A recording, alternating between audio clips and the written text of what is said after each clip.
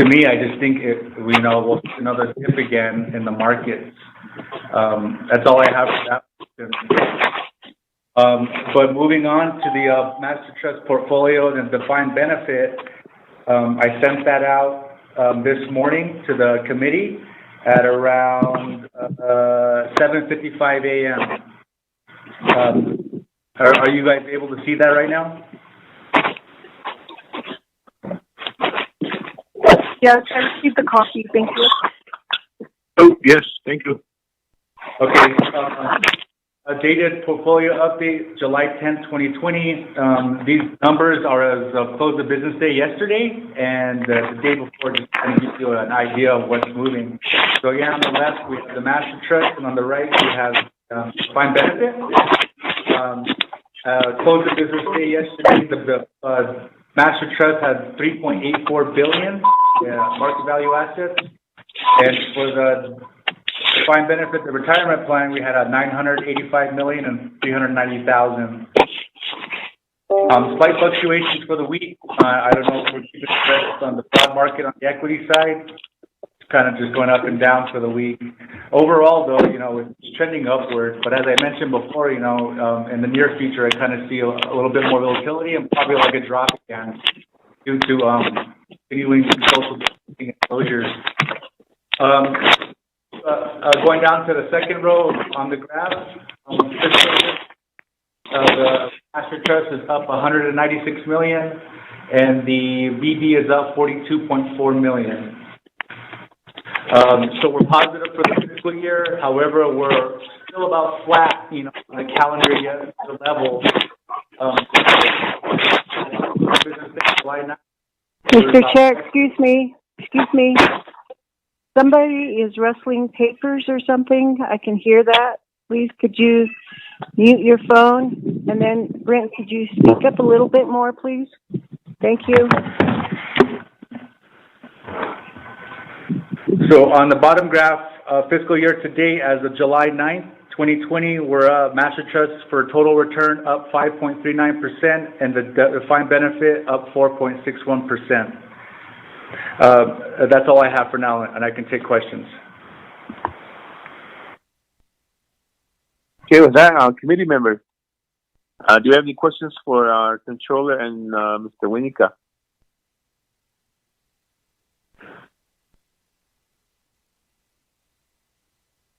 I don't hear anything, but I believe Mr. Winica, thank you for giving us that information on our investments and how they're doing that portfolio. I've been tracking it daily. It's like every morning, every time I wake up, I'm always looking at the Dow Jones and see how it's doing, and it's been doing just stable right now. Even though there's the spikes happen, they'll drop down a few points, but then again, they'll stay around the 25 to 26 area. And also the S&P 500 around the 30, 31 too. So it's just been stable, surprisingly, really, during what's happening. Even though when the job report came out last week, 2 weeks ago, I believe it was, I thought that was going to make it tumble again, but it's still right up there where we're close to where we were at back in March. So that's hopefully we got just keep crossing my finger that it stays like that. But with that, committee members, any other questions or comments? Chairman, this is Delegate Claudia. Go ahead, Shma. Oh, yes. Thank you, Mr. Winica, for your report. If I'm going to ask a request, can you go through our portfolio and let me know how many companies in our portfolio are considered or rated B corporations? And then just give me an update when you have that information. Is that possible? I'll certainly look into that. But you said rated B corporations? Yeah, B corporations. Okay. Are you talking about debt rating? Like credit rating? I'm talking about there's industry standard. It's called B Corporation, and so it's corporations that let me just pull up the requirements real quick. But it really is corporations that are verified, that are transparent, accountable, not only to the community but environment. Oh, okay, I see. All right. Yeah, I'll look into that and I'll get back to you, Madam Crowdy. Okay, I appreciate it. Thank you. Okay, any other questions, committee members? I think I heard Shana Delegate Elmer Brigade jumping on board here. But we're Controller and Brent Wanika gave us a report on item A on our agenda. And how's the oil? How far back up is it? Has it climbed up? I think I might have missed it.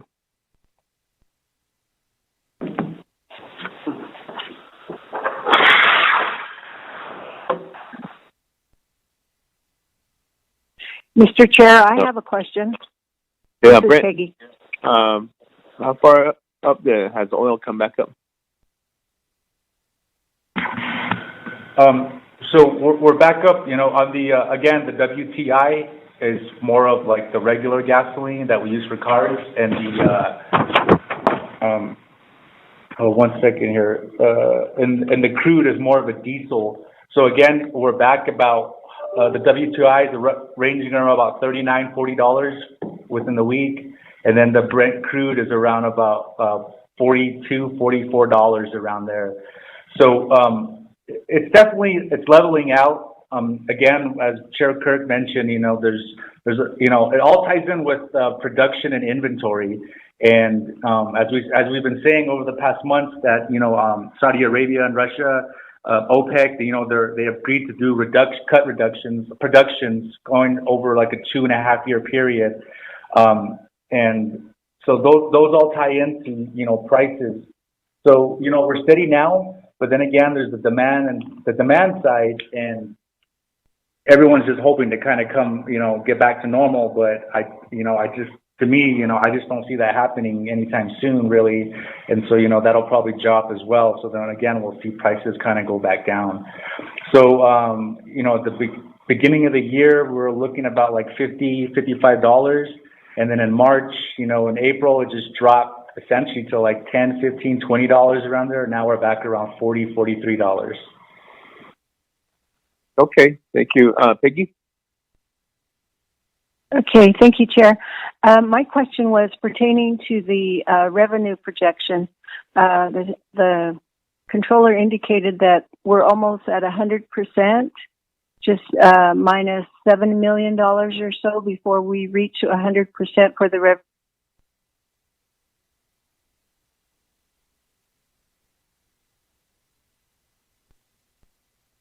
Okay, so back to our controller's office. Elsa, before you do that, before you respond, Shana Delegate Elmer Brigade, do you have any questions? Back to the chair today. Abiga, just now listening and trying to catch up. What you guys talking about? Controller, Shema, go ahead. Do you have a response to Peggy's question? Okay. Yes, that is correct. Although on the oil, we budgeted $27.8 million. That was the projection. But so far, as the end of June 30th, we've only received $14.6 million. So that's a little bit over half of what we projected. So that's where we're taking the hit. Because of what Brent just described as the volatility in the oil industry. However, on the oil or the coal revenue, we projected $28.4 million, but we received so far at the end of June $32.4 million. So we're a little bit above about by $4 million so far. So that's we're exceeding the projected revenues by 14%. auto, on the interest income. I know in recent years, which, you know, which is what Brent, works on almost on a daily basis with our resident actor, Roger Woolley, Robert Woolley. They, on a daily basis, they have been, working actively on the short-term investment. So in past years, in recent past years, those short-term rates were high. So the nation was able to exceed some of the interest income. So even though the short-term rates are near zero as of right now, we're still doing pretty good, at least for the, you know, as compared to the projections. We've exceeded that by 1.3 million, which is 9% over our projection so far this year. The other thing, as I mentioned, we put the non-recurring amounts from the retirement of the retirement savings from the extension lease. We put those amounts because we received them, so that kind of bumps us up on the revenues, the actual revenues received. So with that, at the end of June, we projected 194.8 for the year, and so that's our projection. But what we actually have received is 187.7 million. So what we have yet to receive is 7 million to make it 100%. So far we have 96%.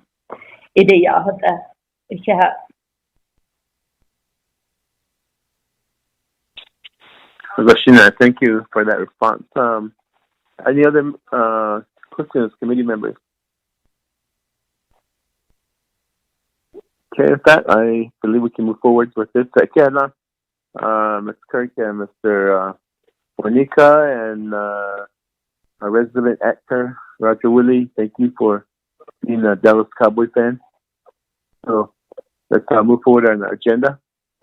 And I believe we have,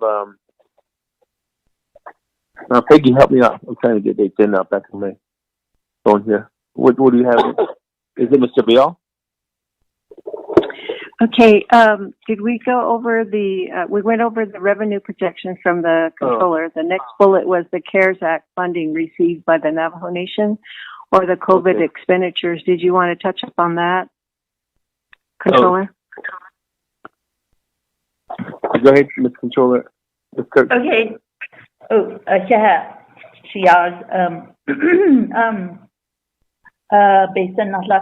so in terms of the CARES Act funding received by the Navajo Nation, as you all are aware, we received a series of deposits from Treasury.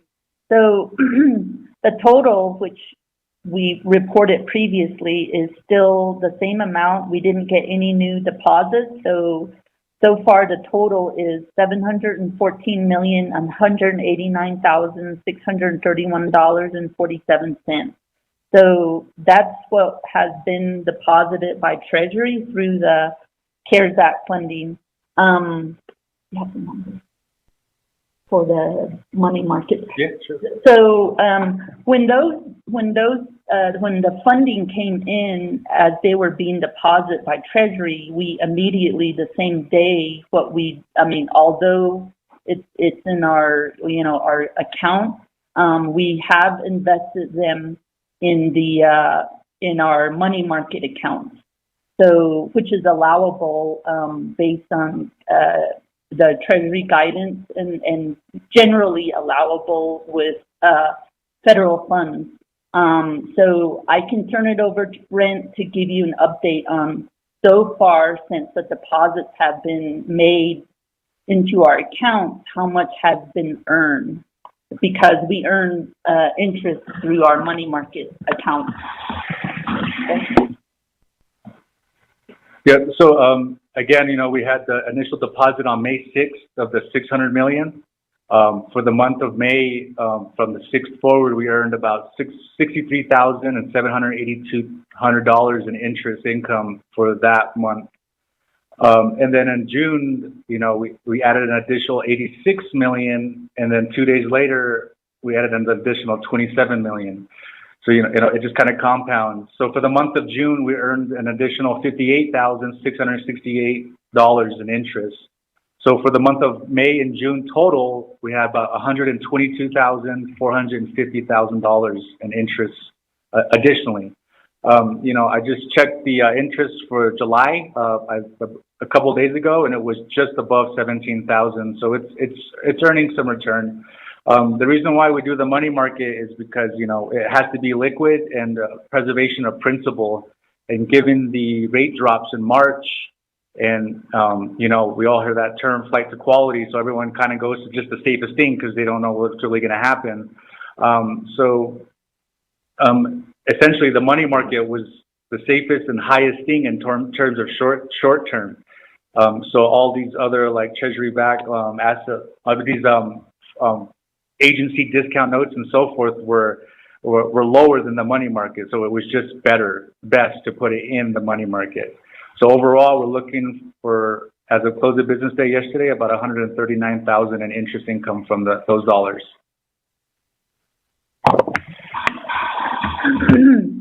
Otto, in terms of the COVID expenditures, we do have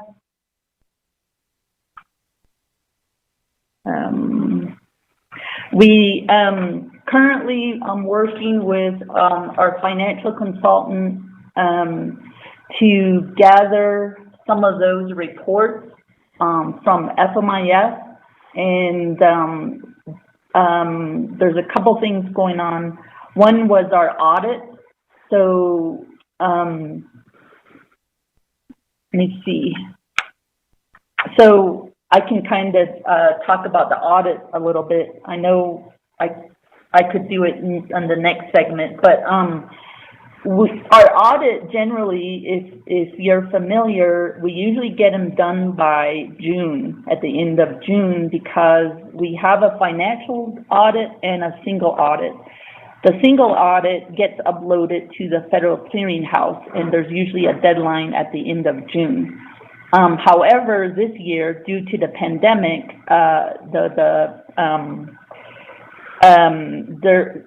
if we wanted to, if entities like us, governments like us, want to, due to the pandemic, want to extend that, then there's, we can do that, and there's really not anything we have to do. But we have up to 6 additional months to do the upload. So we were, I would say, most of the way complete with our audit, and then, we have shutdown orders and so forth. And so the other thing that happened is because the nation has the original 60 million bond financing, and the requirements are such that we have to provide a financial statement to the agents there. So we have about 60 days from the end of June to get that done. And we pretty much resume, although we did some limited work on the audit itself, we did resume with the intent of getting the audit finished. We're hoping that we make a headway the rest of this month, and early next month or mid next month, we can get that done. So that's what we're working on also, as well as trying to gather data for this fiscal year, anything that's COVID-19 expenditure related. So those are some of the things we're working on. And I was hoping we had a report today, but got busy with our audit work. So, but we're working on it. The only other report I have on that is the our $4 million UUSD dollars that went to the command center. There's usually a bit of the delay. I believe most of the expenses, a bulk of the expenses are burial assistance, and those, and most of those are paid by P-card. And as you guys know, there's usually a timing to those things. So like, let's say you're charging on P-card, you have to wait till the end of the month, and then my office has to do the downloads, and by that time you have to identify a business unit to charge to. So that's a timing. So sometimes there's because of that timing, although we incur expenditures by a payment method of a P-card, they don't exactly reflect to the FMIS in real time. So because we're using P-card. So in terms of the $4 million, so far, the actual expenditures is $749,206. There are encumbrances of about $183,324. So that leaves the budget available about a little over $3 million. But I believe that there is a timing to some of these things getting posted. So that's what is reflected in FMIS, but I think the true amount that's available is far less than that. So I just want to mention that as far as my report.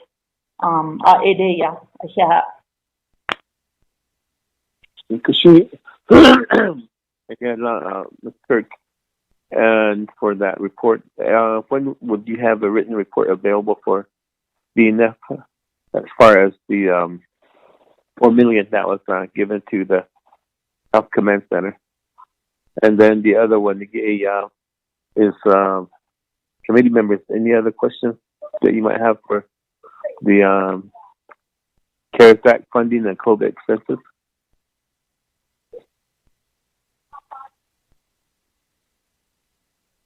I don't hear any. Go ahead, Delegate Gotti.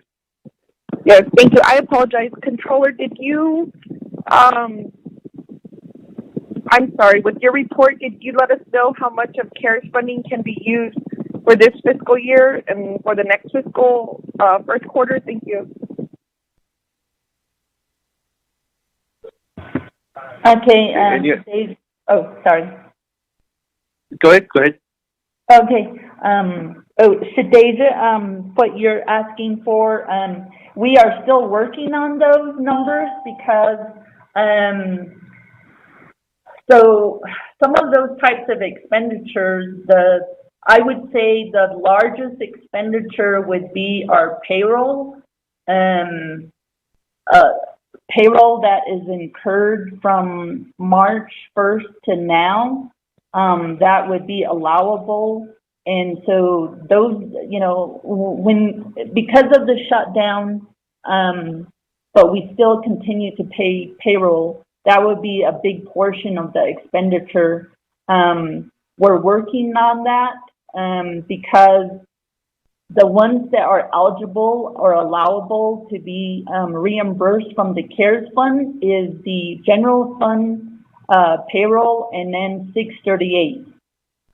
We can't double dip, so if a position is being funded by other grant funds, then that won't be allowable. So we have to kind of sift through the information, and so that's what we're doing. The other thing that's happening right now is, as you guys are aware, that Treasury keeps updating their guidance and so forth. So we're kind of learning as we go. For example, one of the questions was, if we put people, let's say non-essential people, if we put them on admin leave, then is that an expense that is allowable?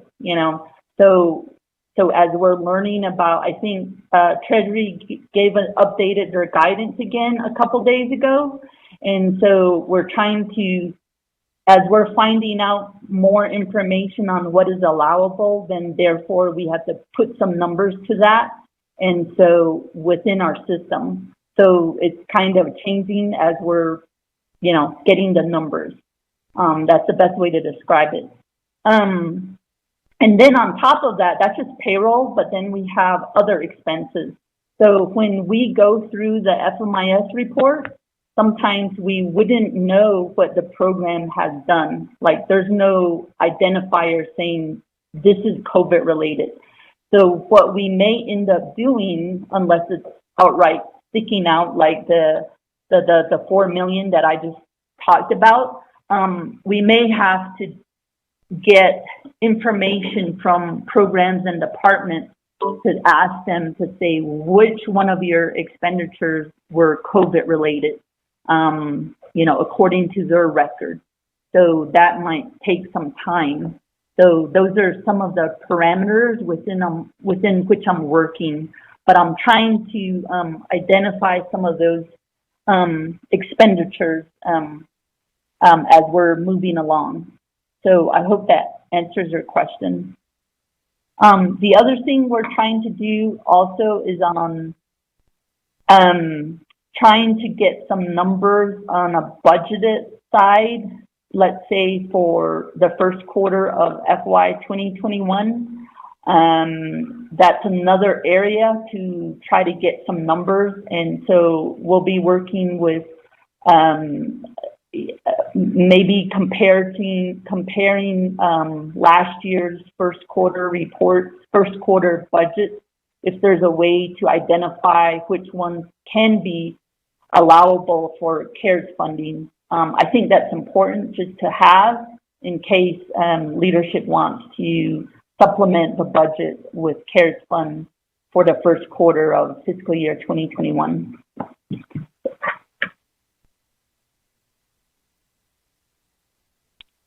Okay, thank you for that response. Committee members, any other questions or comments regarding our presentation? Chair Henio, can you hear me? Sure, Chair. Yes, I do. Thank you, Chair. I know Sui, I know Brett Semperfi. Good morning, y'all. Just a question on behalf of the interest.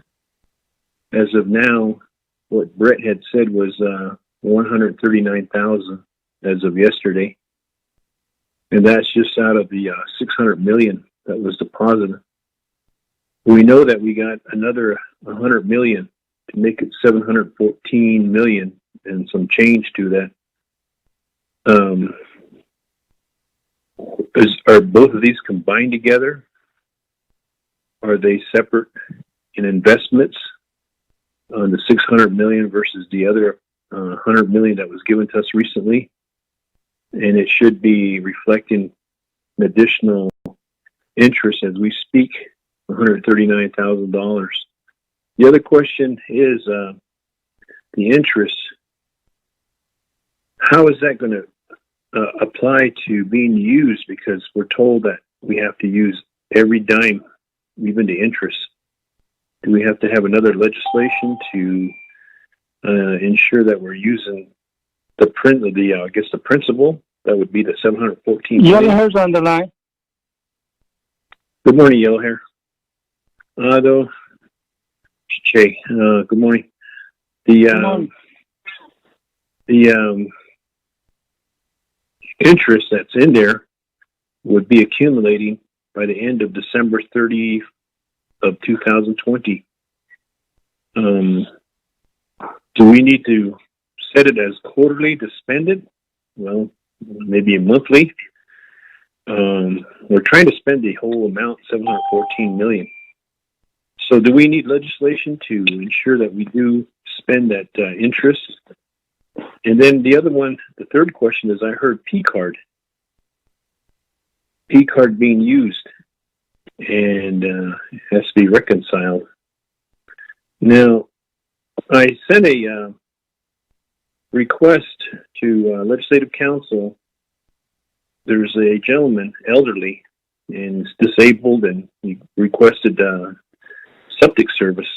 And we went through the chapter said, nope, can't do it. The ASC of the chapter said, can't do it.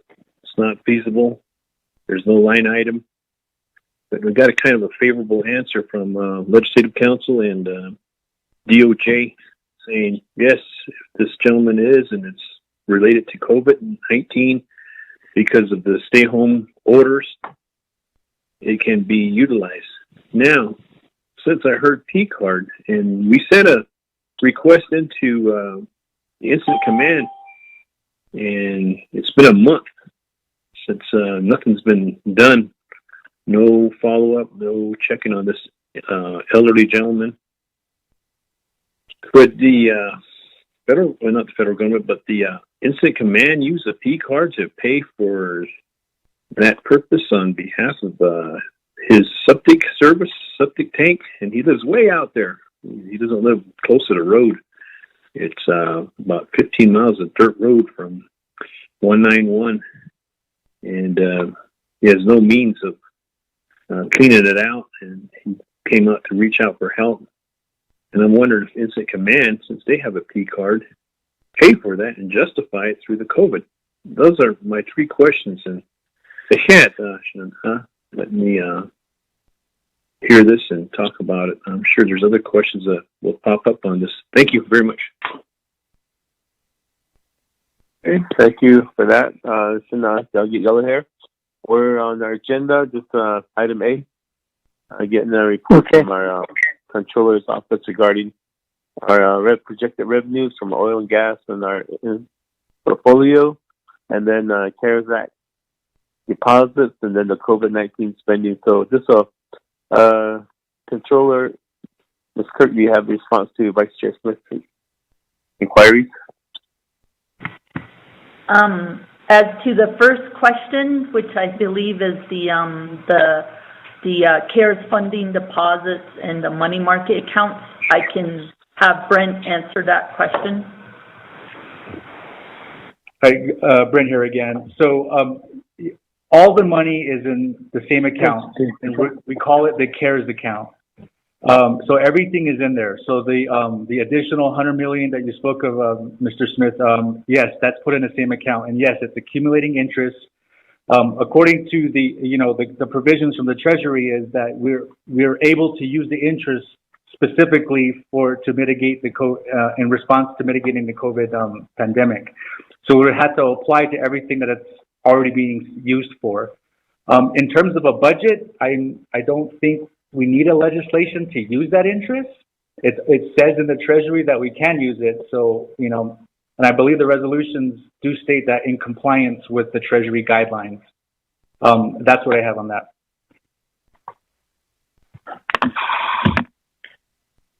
I believe the other question is more of a uniform command group question. I know they are set up as under the FEMA structure, and most of what they're operating under is utilizing the Form 213. So a lot of those requests, they go through that process. So anything financial related, we advise and work with the members who are on the finance team. So I do have some of my staff who advise as to procurement, payment methods, and so forth. When I mentioned the P card, the command group utilizes the P card, and we made that one exception for them because sometimes if they're using K accounts, we generally don't offer them to use the P card, the operational P card. So because due to the nature of the emergency, we made the exception. Therefore, we work with the command group as to oversight. And so some vendors, they prefer, a payment right then and there. And if that's the case, especially having to do with burial assistance, then, generally a lot of those expenditures are processed using the operational P card. And so what I was saying earlier is there's a timing. If you swipe a P card, it doesn't automatically show up in our FMIS system. So when we go to look to see the status of the $4 million of the UUSB dollars that were given to the command center, it's not a true reflection of it until the P card is processed at the end of the month. So just to kind of give you an idea, when you're looking at a FMIS report, so it's not a real-time report is my point. So did you have something to say?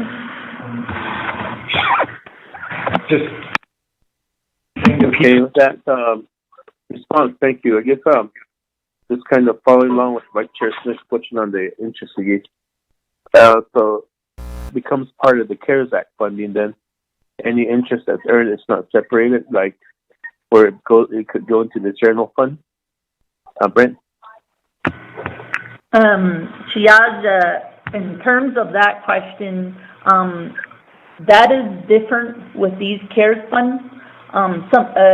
Some of the other federal dollars, like your federal highway dollars, those are really specific. They say that any interest earned goes to the general fund.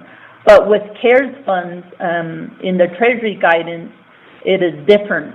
They say the same rules apply to any interest earned. So you use it the same way you use the CARES funds. So then it's important that we track what it earns. So okay, thank you for that response. The other question I had was the legislation that was recently passed by Council and then line item vetoed by President Nez. It still authorizes a $20 million immediate expenditure. ADG, what's the process of that and how soon would that be available? Because when President Nez talks, he makes it sound like he could just dip into that fund like tomorrow and start spending it right away. Let's say, what would the process be? What would the timeline be to get that money, the $20 million immediate expenditure moving forward?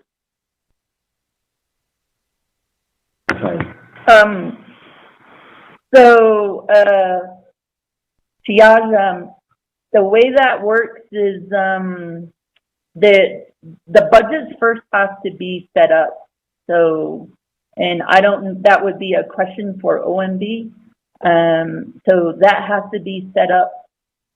Although after that, then the normal payment processing. So what that means is, let's say you have a good, let's say PPEs, right? And you put in orders for bulk orders of PPEs, and then you get them delivered, and then you get your documents. So once you initiate the process, then it goes through,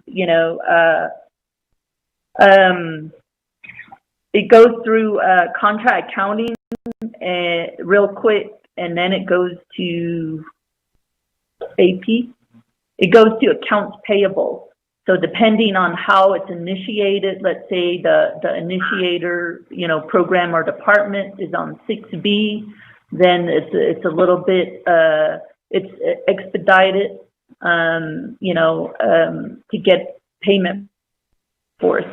But if we're talking about services, then you have to go through, getting a contract. And this is just what I'm describing is essentially our procurement process. And so obviously a contract accounting will check for compliance if we're talking about contracts and the 164, those types of things. And then it'll get set up by the purchasing auto, and it goes to AP. So it goes through our normal procurement process. But it starts with the getting the budget, the business unit set up. and then, running the payments through. And keep in mind that these are federal assistance dollars, so we still have to follow all the rules that the feds want us to follow, including, procurement and making sure we have all the payment documents in, because we're responsible for that, because we will get audit on these funds. So as we go to procure goods or services, we have to follow all of those things. I hope that answers your question. Yes, it does. It seems that it's still going to be that lengthy process then. So for BNF and I guess information from your point of view, our controller, there's a deadline, there's a timeline of August 30th, 2020 for this current legislation that was passed for immediate expenditures to be for $20 million. And we're looking at the $4 million that we just received the report on. And that was authorized back in March, I believe it was, through Sumat Delegate Crowdy and legislation. And the command center has only spent a portion of that, not even a quarter of it. And it's in July already. So what's the, likelihood that this whole $20 million would be spent by August 30th? Is my question is because we still have to go through this whole process of procurement, and we can't waive that. That's one question I have. Can we waive that or not? But I don't think so, because of the fact that we're subject to federal funds. They're asking us that we follow our own processes. So let's bring that out. Committee members, any other questions or comments before we go to the next subject?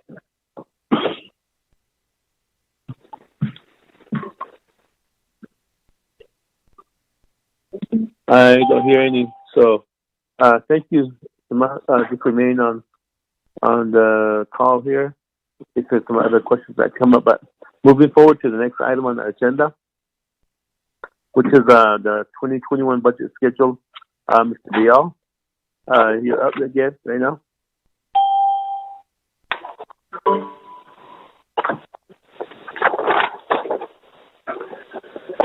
Good morning, members of the Budget Finance Committee and others who are listening in.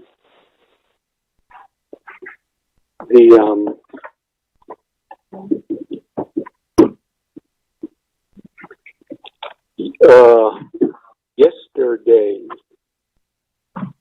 since at the time we were requested to provide an update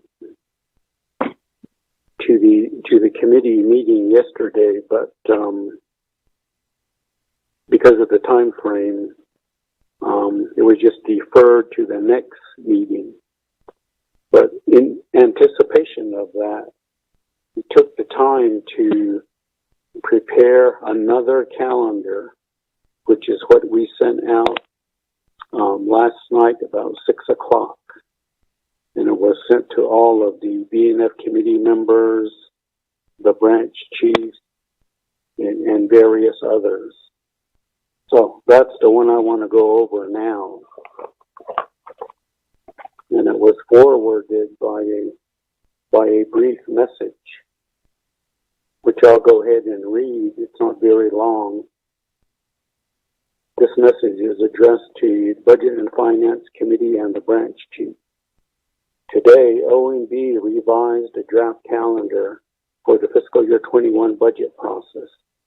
The branch chiefs reached consensus to try and do the budget process this fiscal year, although time is short. For comparison, the FY20 budget process started on June 3rd. The current pandemic causing the stay-at-home policy and then the government closure and shutdown has pushed the budget process back. So even this calendar is still subject to the impacts of the pandemic as we go forward in the near future. This draft calendar shortens the various tasks and steps by the branches, divisions, and oversight committees with the Navajo Nation Council budget session in mid-September. Now, this particular calendar is very ambitious and would require everyone to work very diligently to get it done. Now, the alternative, in case it doesn't work, the alternative would be a continuing resolution so that additional time is provided during the first quarter and in hope that the pandemic is reduced or alleviated to the point the government is more open and all of the budget work can be done appropriately. Now, this particular calendar, again, is a draft for consideration for all of the leadership. Now, I can add on to this before I go further that this particular calendar is under consideration by the branch chiefs, and sometime soon, I'm sure the branch chiefs will be submitting an agreement, making certain recommendations for the consideration of the BNF committee. Nonetheless, the Budget and Finance Committee, when you do meet on the fiscal year 21 budget process and the revenue projections, the funding allocation, planning amount, and other costs like fixed costs, the external fund cash match, and so on and so forth. You'll be considering the calendar, and therefore it would be subject to any further scrubbing, revising, and so on and so forth. So I want to point that out. Now, the calendar I'm looking at, in the top right-hand corner, it's dated 7/9. Again, this is yesterday's version. And going from step number one, I'm not going to go through every step, but step number one would be on or about July 17th.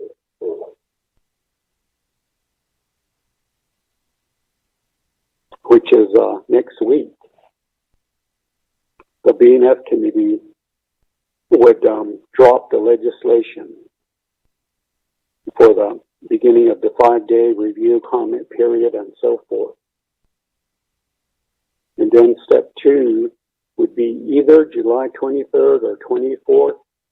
Now, these two dates are during the normal week scheduled for the summer session of the council. Now, the summer session, or lately some of the council sessions, have typically been running Monday through Wednesday. In a few cases, it went into Thursday, but it doesn't typically go the entire week. That's why we have it the 23rd or 24th. So that would be the day that BNF could schedule itself to approve the budget legislation, which includes the revenue protection, planning amounts, the budget calendar, and the BIM, the budget manual. And from there on, the various usual steps that are done, everything is condensed, everything is shortened. So that's why I'm saying it's going to require very diligent work in order to produce a budget during the time remaining this particular fiscal year. But the oversight committee meetings would be, let's see, I'm looking for it,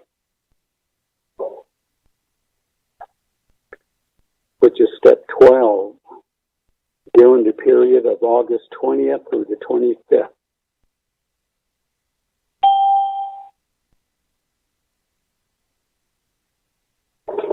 Now that's four regular work days. There's a weekend there.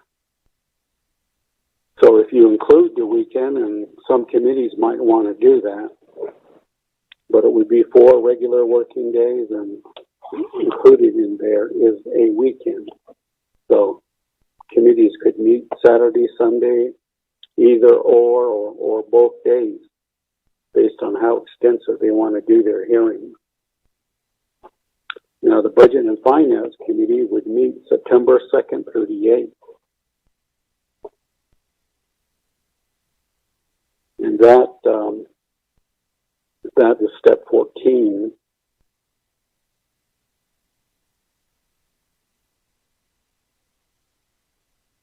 And that also includes a weekend plus the Labor Day holiday.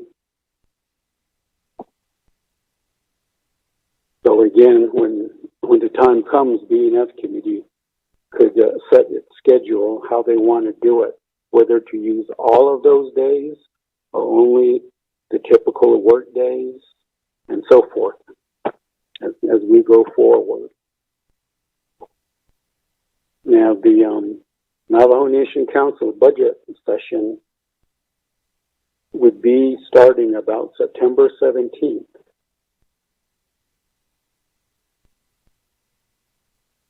Which is on a Thursday,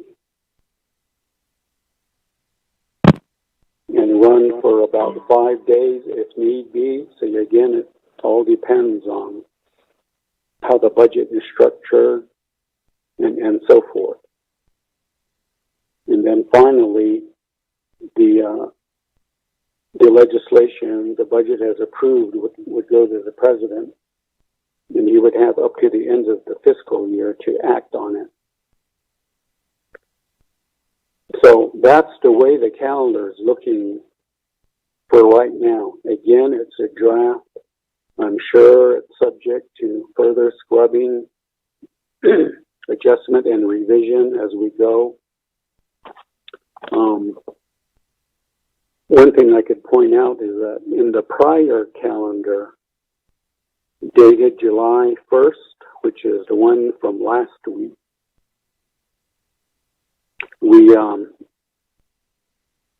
OMB has a number of the Navajo Nation calendars, both the 12-month version, the quarterly version, that's provided by the Tribal Office Supply Center.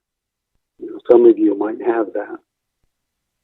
But anyway, it has the summer session beginning the week of the 27th, which we found out by Ms. Nakai, from Ms. Nakai, that that's not right. It's incorrect. So apparently it's an error. The summer session begins the week of the 20th. So on the 7-1 calendar, some of you might recall that we were hoping the Budget and Finance Committee would meet on the 21st, which would have been your second regular meeting of the month. However, due to that, that's why we realized we had to revise the schedule, taking that into account. And therefore, that's the version that we have, that I just went through, that was sent to all of you as well as the branch chiefs yesterday. So we're prepared to move with this calendar very soon. The BIM should be done by the end of today. So Monday, it'll be ready to be provided to whoever's going to sponsor the legislation, and working with Legislative Counsel's office to prepare the resolution. So if it's dropped by midweek next week, then it would be ready for action 5 days from then. So as I was saying originally, we were hoping that the B&F Committee would meet on the 21st, but subsequently found out the council is in session that time. So the next choice is to move it back about 3 more days to the end of the week. So, now on the branch chiefs agreement, I see in the agenda there's a reference to that too. By now, I believe most of you have seen the draft that's been prepared or is under consideration by the branch chiefs agreement. However, as yet, it hasn't been finalized. It hasn't been signed, of course, so, but that needs to occur. That needs to happen before the BNF committee meets in an official meeting to approve all of these things.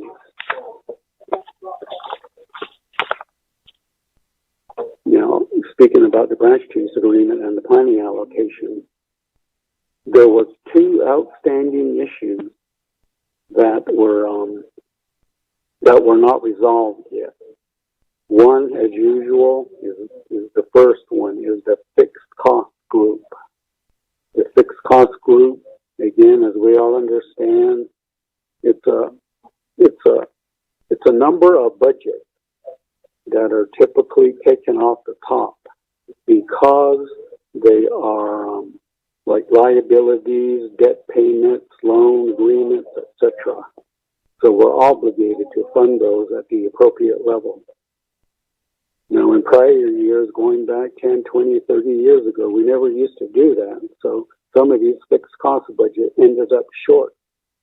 And then we're scrambling during the fiscal year to somehow try to cover it. So for a number of years now, going back at least 10 years, the fixed cost, we try to fund it appropriately, correctly, and then budget it accordingly so that it's covered for the balance of the year. Now, with the fixed costs, some of them receive indirect cost recovery funds as well. So we were able to gain the concurrence of the controller's office to maintain the current IDC recovery amount of $22.5 million for fiscal year 20, to use that same amount for fiscal year 21. So with those numbers, the IDC plus the general fund, we came out with the fixed cost amount. So that's been established now, obviously subject to final approval. The second area that hasn't been figured out yet was the external cash match fund. We receive Navajo Nation receives about 18 or so grants that require a cash match, like 80, 20, 90, 10, etc.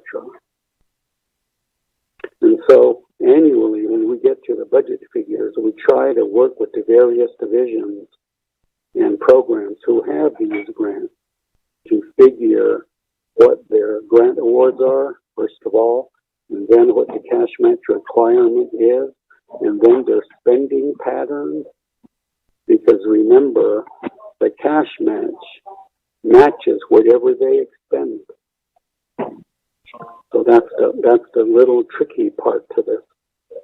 So that's why for a number of years now, about 5 or 6 years or so, our government has chosen to create the external fund cash match business unit, which tries to budget an overall amount to fund all of these various grants, and then they would be charged and billed as their expenditures are made. So for this particular fiscal year 20, the amount that was appropriated was $3.8 million. Now the true need is around $9 million. So the difference would be funded by the carryover and unexpended balance that exists and that is there in this fiscal year's budget. So that's been the practice. That's been the way we've been doing it for a few years now. Now the difference, another reason for doing it that way is because in the past, the individual grants used to budget their 20%, let's say, cash match in their own budget, but they don't spend it. So that balance is still there, and either reverts or if it's possible to carry over, then it would be carried over. So a lot of these grants, just like any regular budget, they don't expend at 100%. So there's always that difference, that balance that develops and accrues.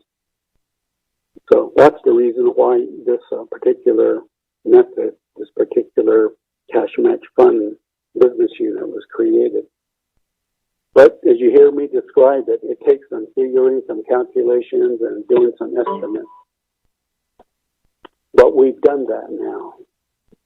And we've are prepared to say that the $3.8 million that's used for fiscal year 20, that same amount could be used for budgeting purposes for the fiscal year 21 budget. Now, with that information, the budget pieces are now provided. So we're ready to communicate further with the branch chiefs on these numbers, and I'm sure next week sometime they would be meeting to finalize their recommendations. But when you look at the branch chiefs agreement, the draft version they have, they want to, at least so far, they want to just stay with the current recurring base for fiscal year 20 and apply that to fiscal year 21. That means 167 million general funds overall. And the same planning amounts and percentages would be applicable. So that creates the 167 million, but if the various revenue sources are 171 million, it creates that $3.9 million difference of funds that are not captured in the 167 million. So the branch chiefs recommended covering three key areas that have been traditionally underfunded. The first one being the chapter official stipend. So their draft so far, they're recommending that 1.8 million be applied to that. So that would be on top of the regular chapter allocation. And that ought to be enough to cover fully the chapter official stipend budget needs. Now the second one is to provide 400, I believe it was 457,000 for the general election in November. So that would be provided to the election office, the legislative branch. And then the final area would be 1.7 million to the judicial branch. I'm sure you realize by now the judicial branch will argue their case that they're underfunded and they need additional funding. So at the onset of budget discussion, they were talking about 3.8 million as the need, but they were agreeable to going with the $1.7 million amount. So with those adjustments and those touches, that would complete the allocations of the funding as being discussed by the branch chiefs. And as I said, they likely will be meeting sometime next week to finalize their agreement accordingly. And then that would be advanced and provided to the B&F committee for the committee's consideration at the budget meeting. Mr. Chair, committee members, that's the overview, summary, the update of where we are at the moment.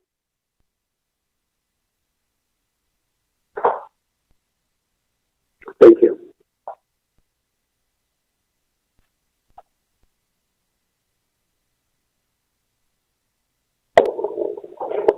Hey, committee members. Questions for Mr. Biel?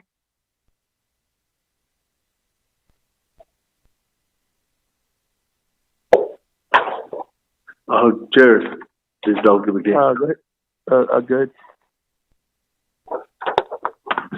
Abiga here. Oh, great. Action of the committee members. The people that are on the line, yet 8 minutes. Mr. Biel, I was listening in, trying to understand your budget process. We all know that the Navajo Nation employees will go back to work until the 26th of this month. Now, what's the plan on it again? Right now, are they working from home, or are they still working out of that museum? And after you guys go back to work, are you still gonna be working out of the museum? And is there a plan that that we're looking forward to? I mean, we're talking about CARES funding and all expenditures that we're gonna be doing. Is your employees gonna be ready to go back 100%? Excuse me, brother Elmer. Can you speak up a little bit louder? Okay, Asita. Oh, yon travaillant qui serait à la passage des. Sonny. So second me sa betrado to zina na yo Hey, attention now, hey, Mr. Biel, we all know that the operation on Navajo Nation employee was about to work on after June 26th. So I know that you guys are still working out of the museum, from that library.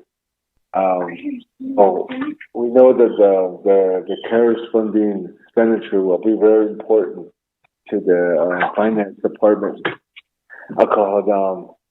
Is the employee can be working out of the temporary office at the museum, and your plan are they gonna be 100%? All of them working out of there, or how they thought that case? Because like I said, that can be very important to the expenditure of this CARES fund. So it's 8 about this case, and then you gave us a schedule. In this, looking at it, it will be right now. People will be asking for a lot of,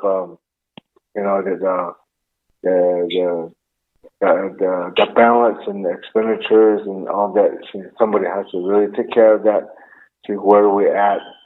See how many expenditures are made. And at the same time, the controller probably will be assisting with us is about see if these funds are being spent according to U.S. Treasury guidelines. So that a lot of it, communication and coordination has to be in place. So are you guys going to be ready for that? Your schedule, with all that. That would be my question.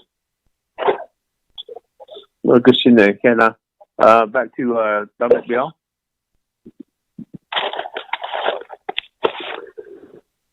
Thank you, Mr. Chair. Committee members, responding to Delegate Begay's question.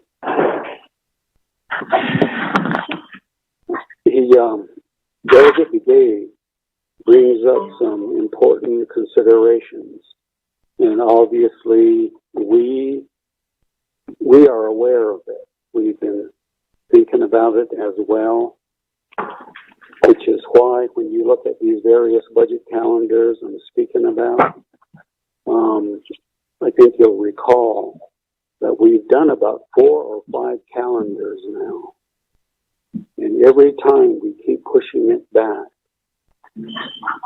because of the pandemic and the government closure and a lot of the employees respecting the stay home policy and so on and so forth. So, as I said in my opening remarks here, this one is based on the latest opening plan, which is July 27th. So that's why we need to do this preliminary work, so that come July 27th, the budget numbers can be set, given to the various divisions, program branches, chapters, so they can start doing their budget. And as I said, it'll be an ambitious endeavor, undertaking, and it takes everybody to work hard to accomplish it. So I know the branch chiefs in our discussions with them, they're aware, they're cognizant too of the same thing. So when we've talked about potentially doing a CR, continuing resolution,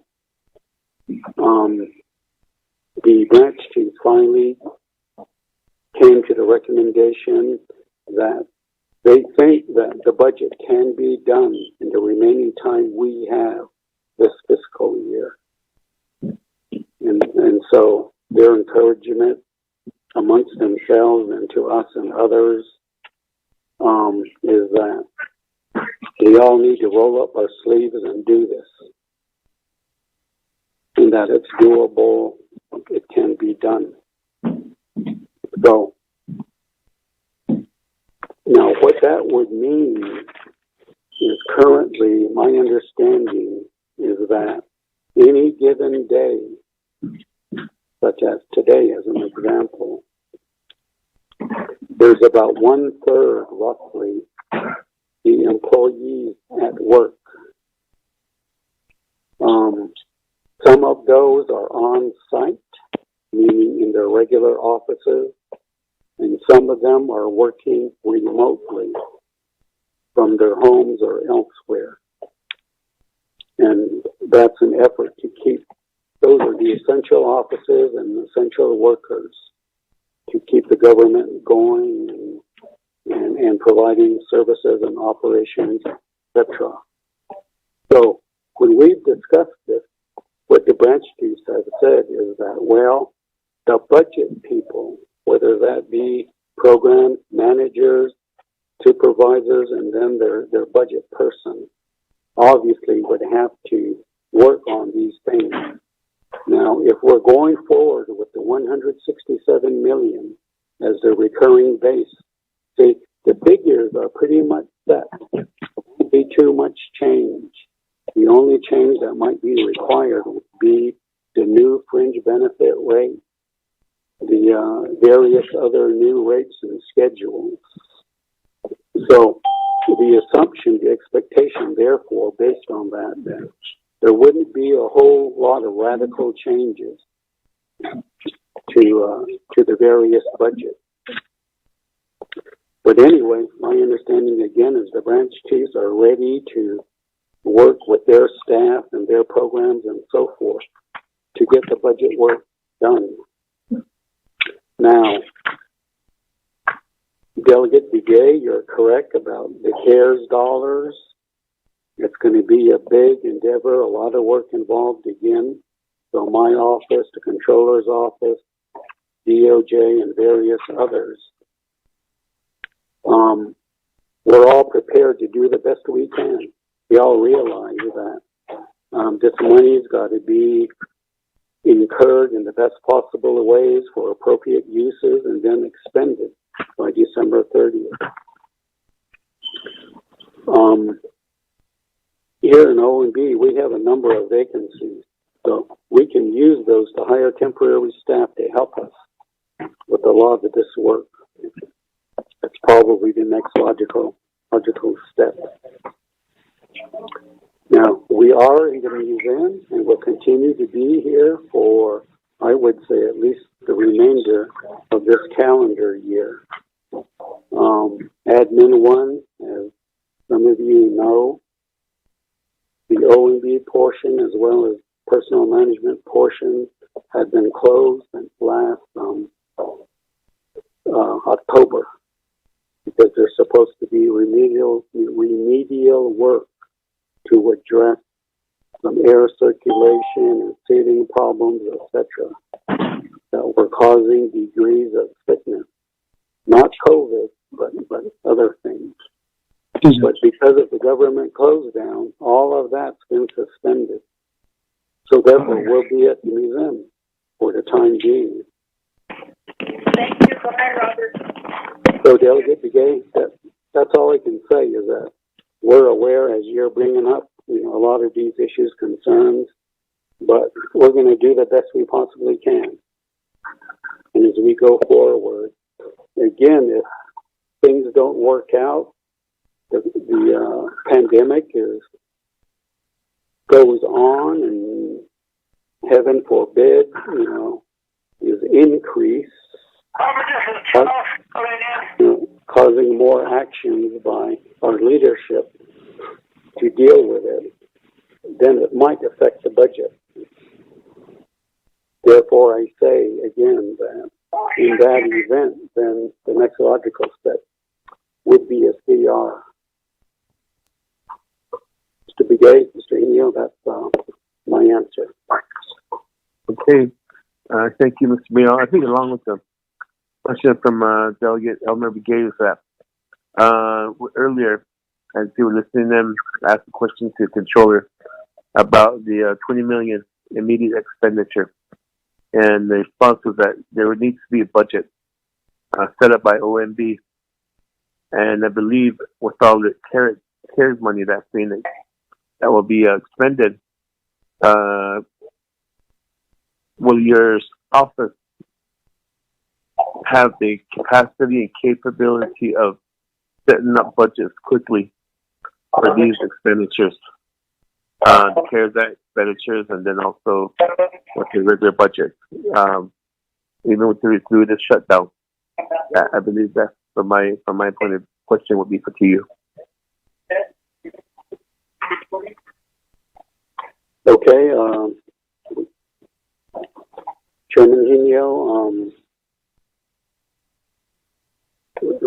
responding to your second question there,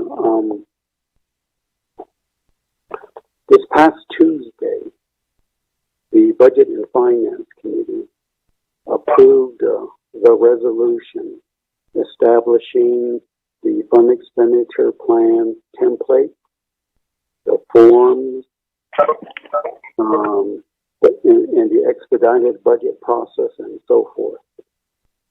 So included in the instructions is the requirement that OMB and OOC, working jointly, once we receive an application from an entity seeking funding under the CARES Act category, we have 3 days to review it and work with the entity to fix any errors and get it ready to move on to the branch chiefs so that they can consider it in the overall funding package, which eventually would move forward to the nomination council using the legislative process. So we're aware of that. We're ready to do, again, the best we can to carry out our responsibility accordingly.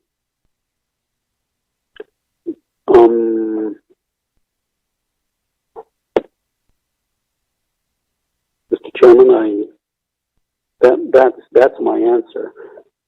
The last thing I could say is that even though the B&F committee approved the proposed legislation on Tuesday, late Tuesday, we haven't gotten the final numbered, certified, signed resolution as yet. And as soon as then we can get that. Then we can set up the remaining procedure amongst OMB and OOC to put this all into motion. Now, today, I guess, would have to be starting Monday. Mr. Chair. Christina, thank you for that. Committee members, any other questions or comments for Mr. Biel and his report?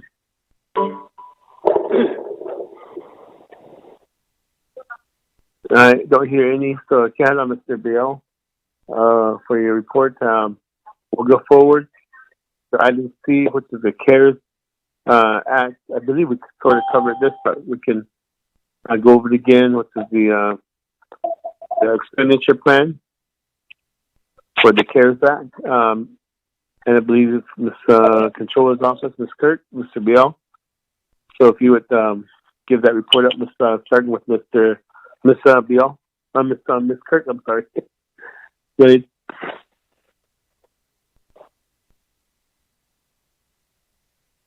Chairman Haley, members of the committee, I would like to suggest deferring to Ms. Kirk, the controller, on this. Just listening to her prior presentations and reports, not only today, but in prior meetings. She seems to be ahead of us on this matter, so it would be better for her to speak to it. Okay, so Ms. Kirk, if you would.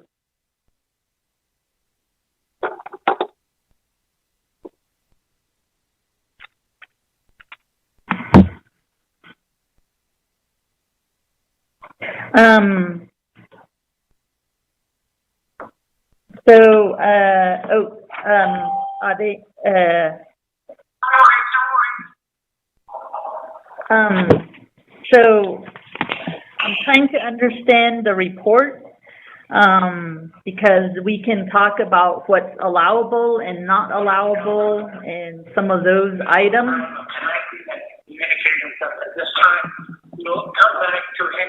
And somebody tried to the phone. This is Doug again.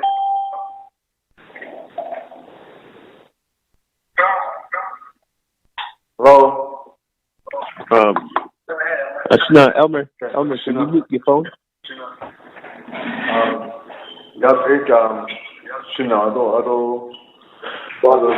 Board members of Senegal. Elmer. This morning, Elmer. calling in from Valcon. I don't, Tell him to get on the DNF. He's going to be on. He can be the next presenter.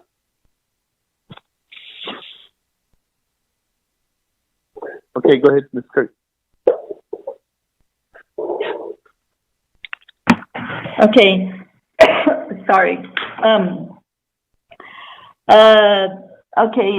Yaz, other members of the Budget and Finance Committee, I believe the report pertains to what the CARES funding, what is allowable or not allowable, and the general guidelines. I think we've been through a few of these presentations. I know DOJ did one, and I know our office, when we reported out to, I believe, Nabikiati, we did highlight some of those things. At this point in time, maybe I can kind of do a high level and then maybe some specifics. These are considered federal financial dollars, so therefore all the restrictions apply to them. When I say restrictions, it means that we have to follow procurement. I think Chair Henio earlier asked if procurement can be waived.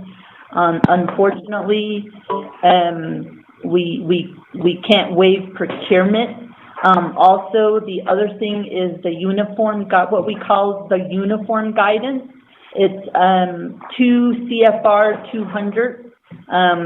Essentially, if you've been working with federal grants in the past, there was such thing called OMB circulars like A133 or A87.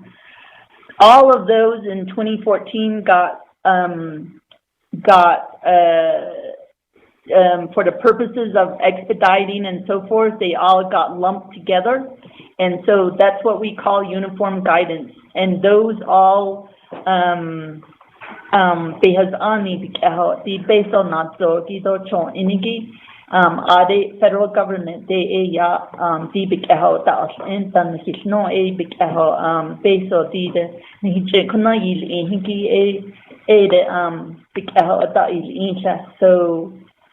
so we have that, and then in this situation we have the CARES Act itself, which is federal law, and then we also have the various Treasury guidance, and frequently what we call frequently asked questions. So Treasury will put out some of those guidance. So I think in the past, the way it is described is the law itself tries to be broad, but then the Treasury guidance tries to guide, and they're updating it periodically as well. So sometimes they're clarifying things as well. So there are the 3 requirements in the CARES Act, which is, expenditures that are necessary to address the COVID-19 emergency.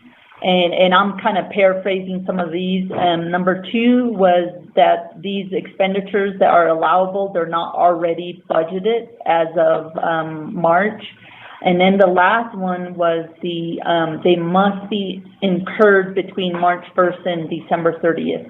So those are the criteria from CARES Act, and then you look to Treasury guidance and FAQs.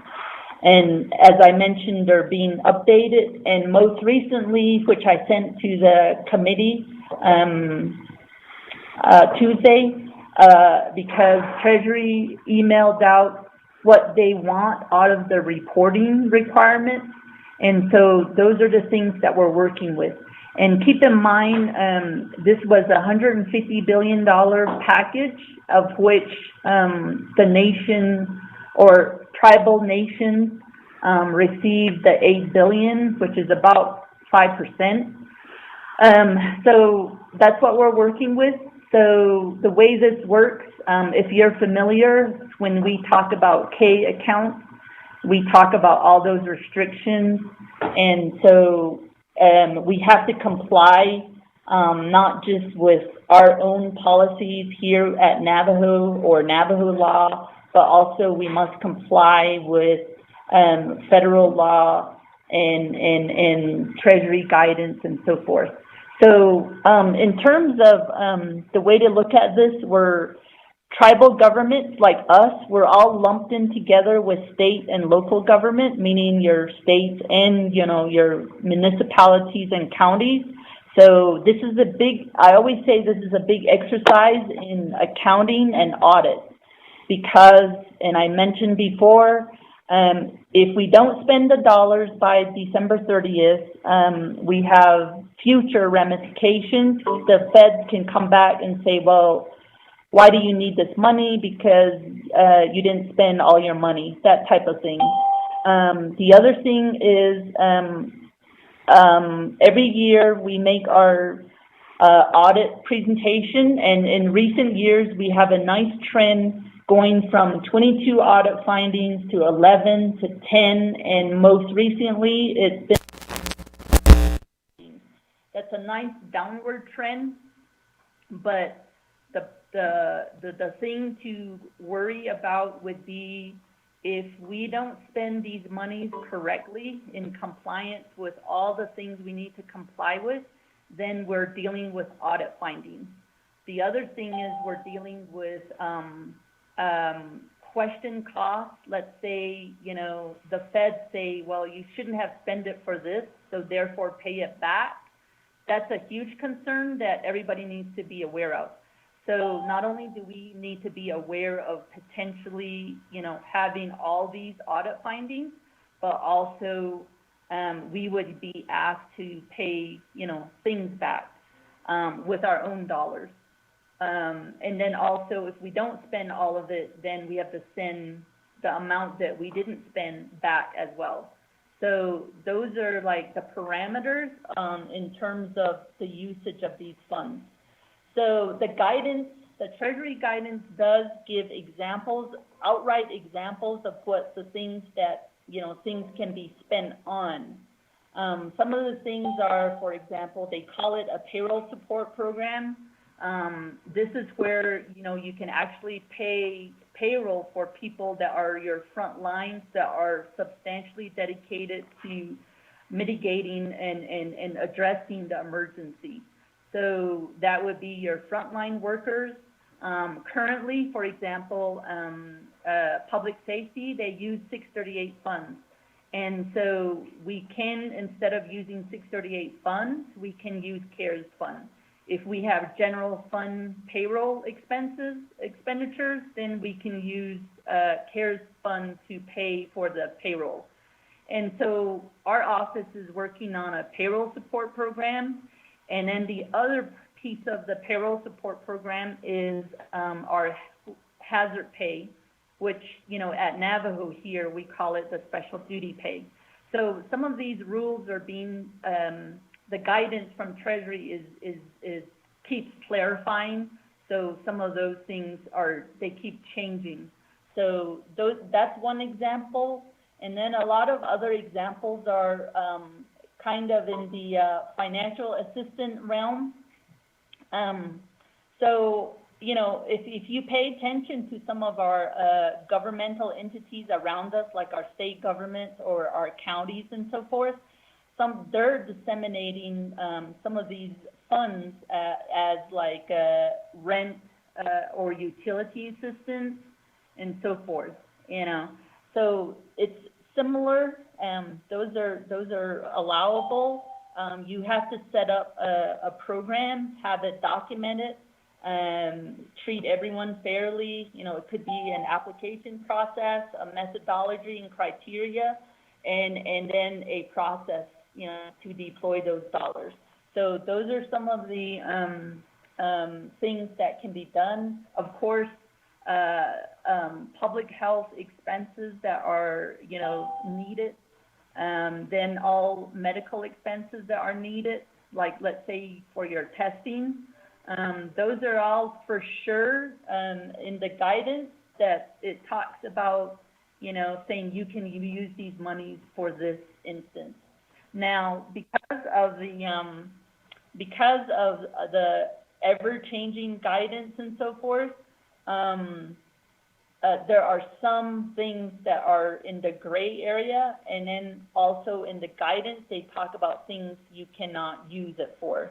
So, so that's kind of, if you're in the gray area, then now it becomes a balancing act, because then now we have to ask those hard questions of, well, we run into audit issues. Well, how will an auditor look at this? How will the Inspector General for Treasury look at this? Will they come back and say, pay this back and, you have an audit finding? So those are the hard questions that we have to deal with. And so, do you have any other overview materials or something? Okay, so,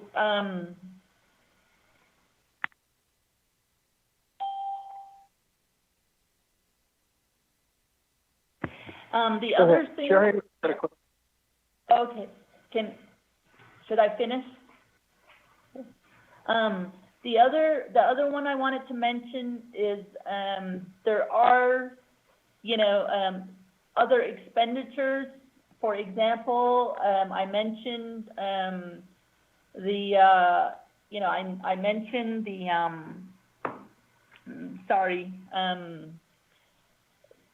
financial assistance, for rent and utilities. The other things are small business assistance, for those, supporting those small businesses that had to shut down and so forth. So you can set up a program for that. And so those are some of the ways that these funds can be utilized. And also, as I mentioned, I did send the reporting requirements. I just want to mention on the reporting side, the first report that they're requesting to, that we must provide to Treasury is on the 17th. So that's a week from now. And I sent out the Excel spreadsheet and the various categories, and so that kind of gives you an idea on what they're looking for in the different categories. And then also, I just am reminded that some of the other ways to use the monies is what we call subrecipients. So, for example, if you want to grant monies to another entity, another governmental entity, such as chapters, for them to disseminate some, within the same parameters, or like, let's say your nonprofit or your tribal enterprises and so forth.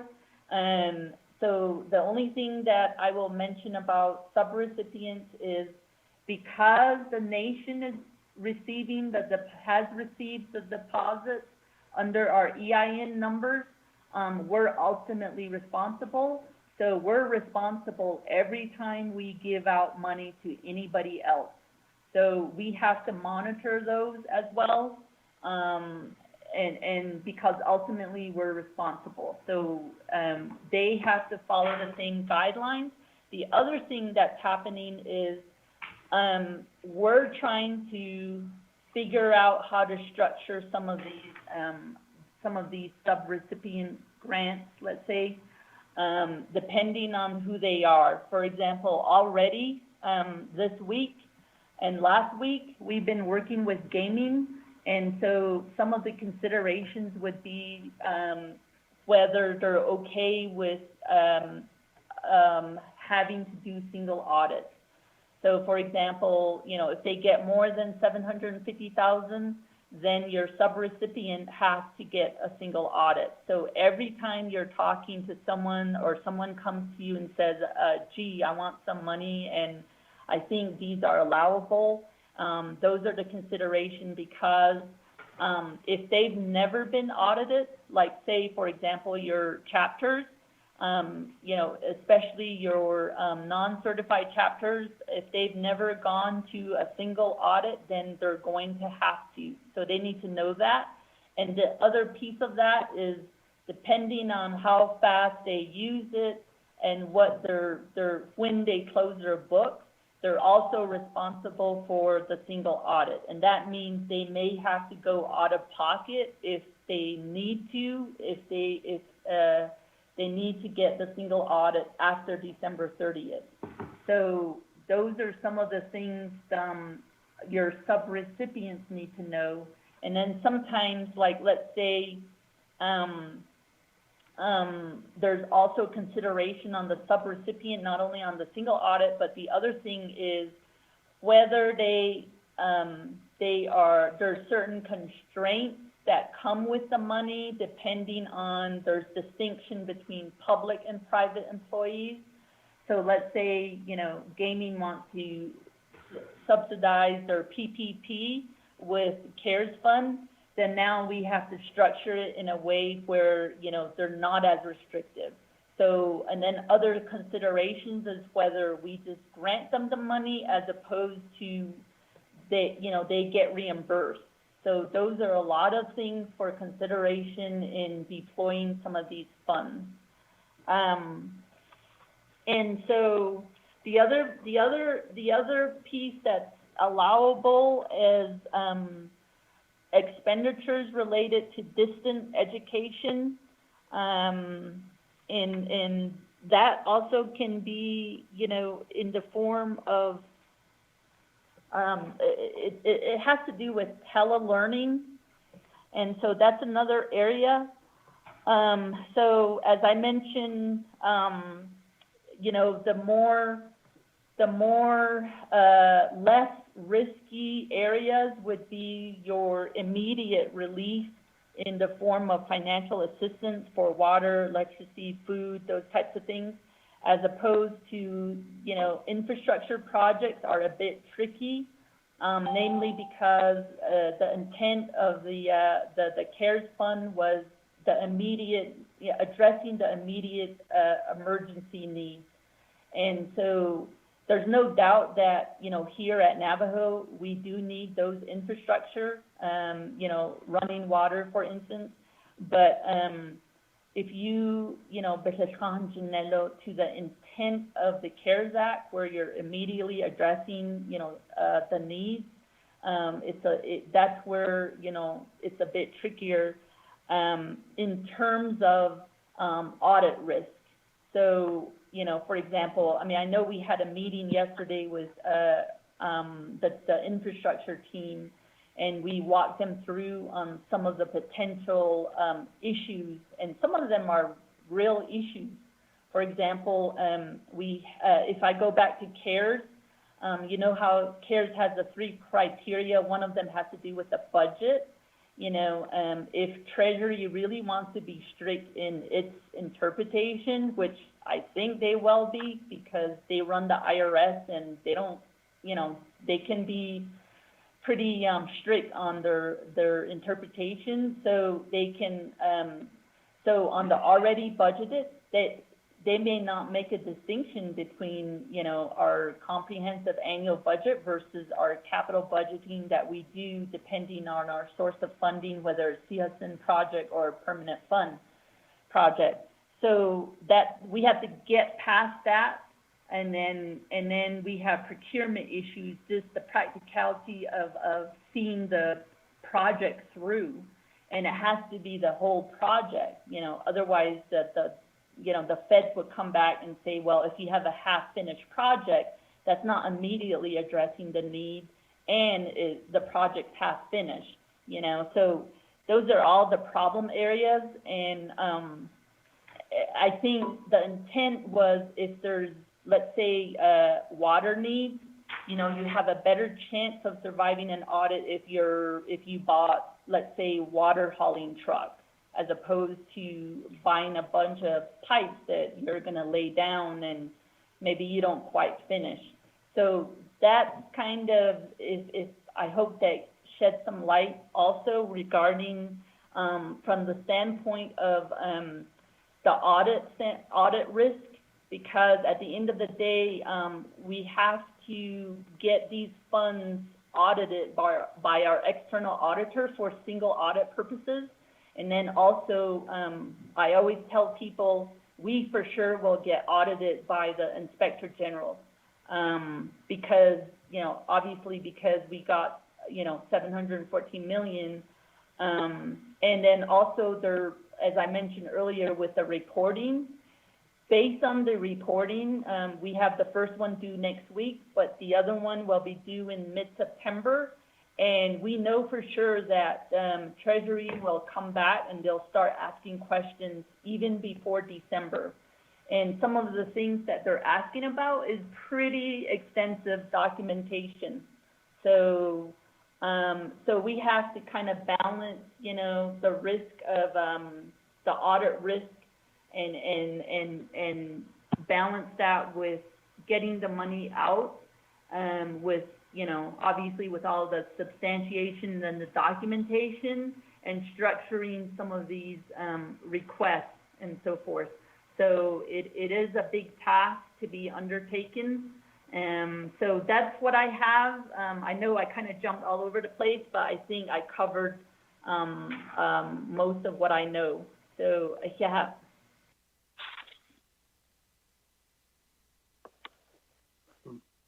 Christina, thank you for that. As far as it kind of shed some light on when we do give money out, like, for example, when we do say we want to give money to a chapter, but there's a lot of things that basically that need to be covered. Evan, committee members, any questions or comments? regarding Thank you. the position by the church, Delegate Yellowhair. Thank you. Okay. Shisha holji das tele. Kuro benefitna nagi Sterling Kurt controller. Kuro has on the Washington the peso federal guidelines. Again, it's not.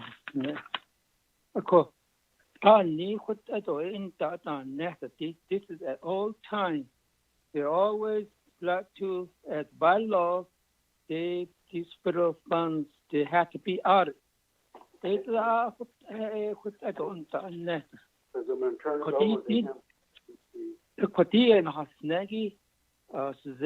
majority of the controllers,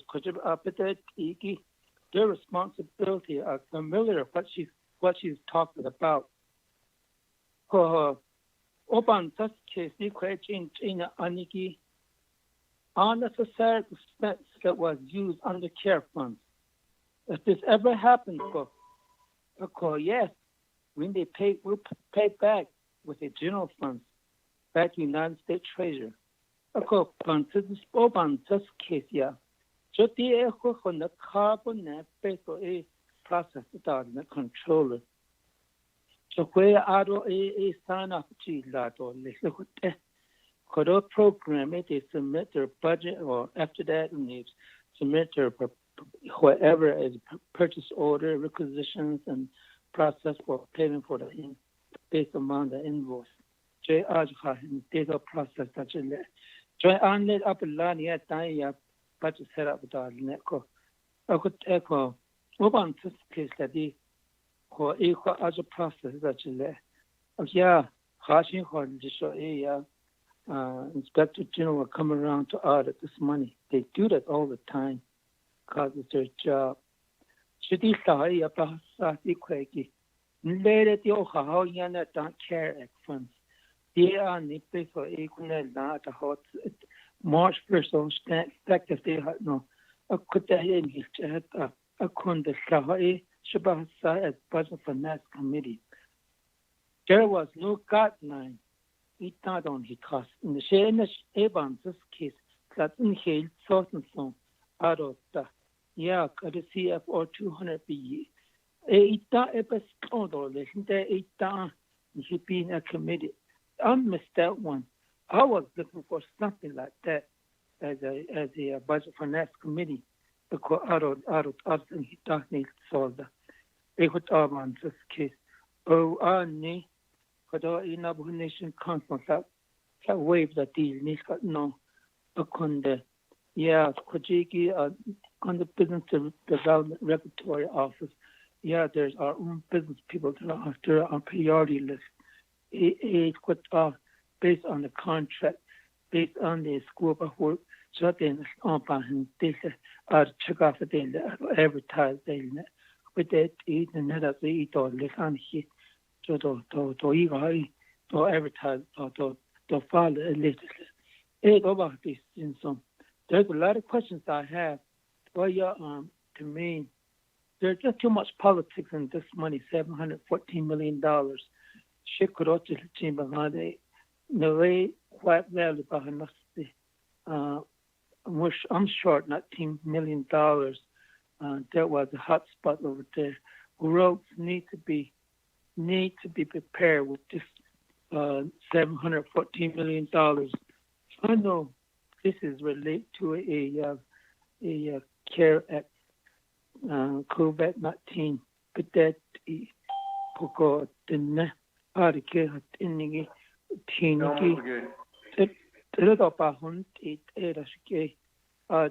the first responder to be like a hospital, don't ambulance to be like the daily base the next year into the under the call. This road is got to be fixed. Could you get provision under this budget? And here they politics. So it then high ladder under this CARE Act fund. Here could the president do councilman crash that the and he budget that the our favoritism by political favoritism وطاقة الياتي budget hotel شديدة دوين كيسنحن confirmed innocent to the art of the this why it takes so long even why you at the peso. Yeah, if we don't spend this money, yes, it's going to turn back to United States Treasury. It's not happened the first time. It's been happening with the Navajo Nation. There was down 2011, yes, not understand. There were a lot of outstanding funds that were never been used. Outstanding. Don't net.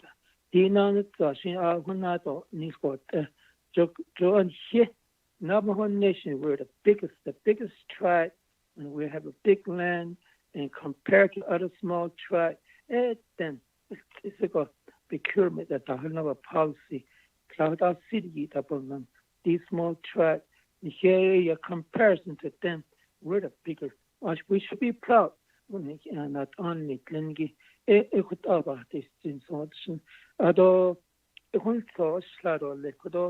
I don't think budget at all. We are hit just at the other later. Khalid is Netherlands on this case. I know we had to go over the chart of account based on that. So a budget it would other info. Other with Navajo Nation controls Office and Finance. They had to go by that in Navajo Nation principal accounting. The Michigan trade Honda so peso. Maybe later on to vice chair of my colleagues being a committee. We got a lot of work to do on quit machine. I'll be covered Ani Hilton Michelle with Erol. Here thank you very much, Mr. Chair Henio. Yeah, so I'll go back on mute now. Okay, now that committee members, any other questions, comments regarding Chair Henio? Vice Chair. Vice Chair Smith, go ahead. Chair Henio. Can you hear me? Yes, I can hear you. Okay, thank you, Chair. And back to the budget calendar. James, back to Mr. Dominic Bial. The first one he gave us on July 1st regarding the 2020 budget preparation calendar. That was something that seemed to be more conducive to ensuring that the FY 2021 is going to be enacted. Right now, I'm looking at step 18 and step 19 in comparison. Step 18 is allowing council to have this for several days, 17th through the 22nd, deliberation. And hopefully we can get done before the 22nd.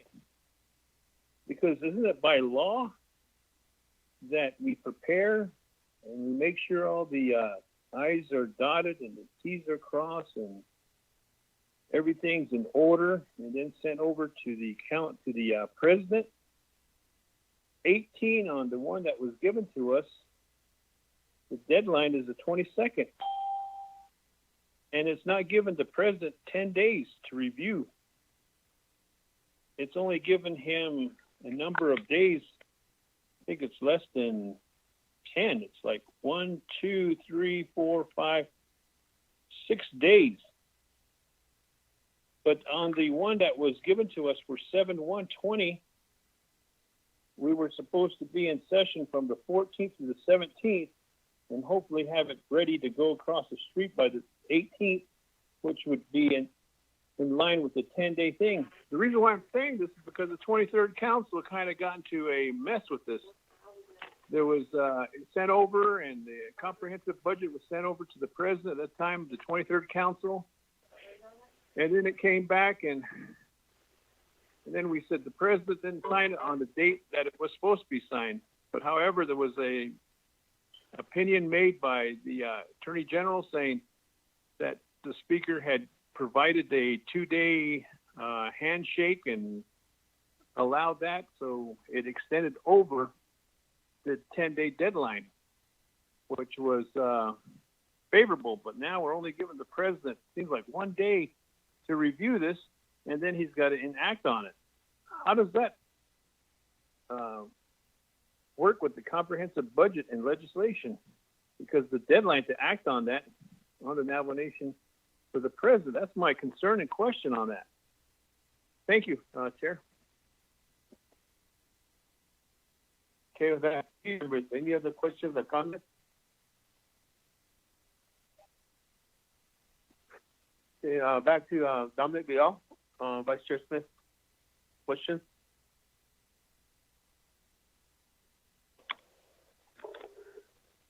Okay.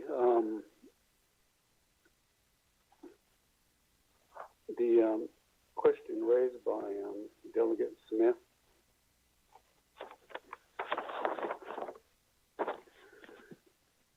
First of all, as I explained at the onset of my presentation, these various budget calendars, we keep moving it back, we keep moving it back, so it gets condensed and more tight every time.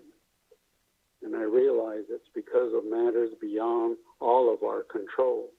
It's really the pandemic that is causing these various delays. So with this particular calendar, it's condensed even further, which resulted in what Delegate Smith is asking about now. We're even pushing it backward further towards the end of the fiscal year. But he's right when he says that, well, we don't have to make step 18, which is the council session. It doesn't have to be 17th through the 22nd. I think I mentioned earlier that the 17th and 18th is a Thursday and Friday.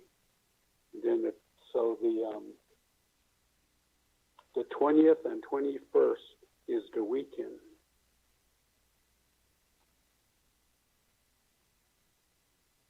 Or the 19th and 20th, excuse me. So the 21st and 22nd, the following week, would be Monday, Tuesday. So it's 4 work days.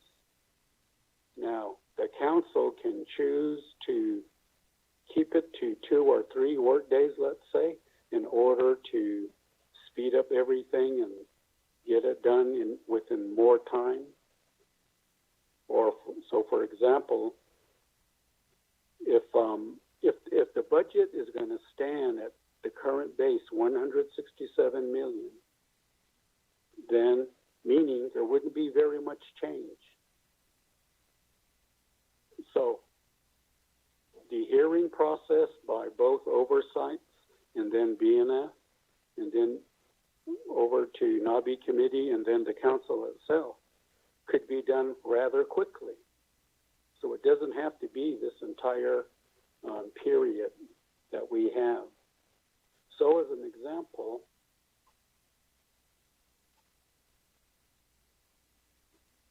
we could change that to September 20th, which would allow for the 10 days, the full 10 days.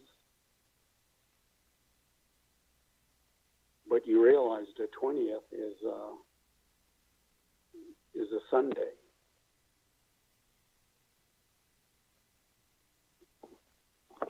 And I remember a time or two in the past where Navajo Nation Council did go into or include budget session on a Saturday. That's because they didn't finish during the prior 4 days and so on. So it's happened before. Just depends on the scope of discussion and any proposed amendments, etc. Now the president, I think he's understanding as well that although he's authorized a full 10 days, given the state of the budget calendar and when we're getting started and so forth, all of these various factors, that he would probably have to act sooner as well. That's the way the calendar is reading. Everyone's going to have to move quickly at these various stages of the budget process.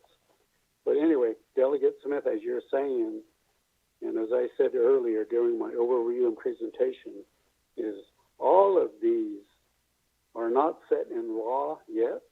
And once we get to the BNF budget meeting where you adopt this, you know, it can be revised, scrubbed, refined, made better, so forth. Mr. Smith, Mr. Chair. Chair Henyo, follow-up question on this? Go ahead.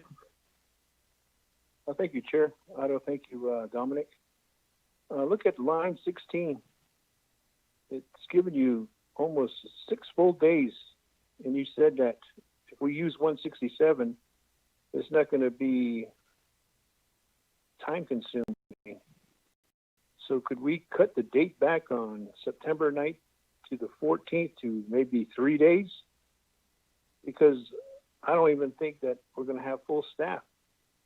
And most of us are just relying on our computers to download and look at things and review things. And if we're still going to be doing teleconferences, then we could save time on that. That would bring the date back, and we could start the 17th a little earlier, and then the 18th would be a little earlier than the 19th.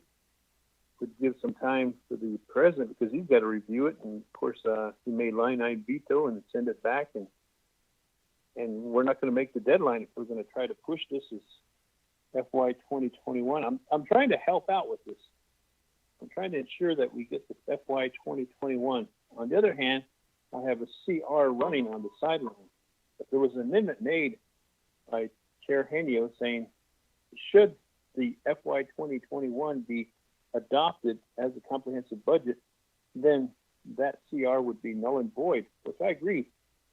But these are the dates that we can work with, Shananda.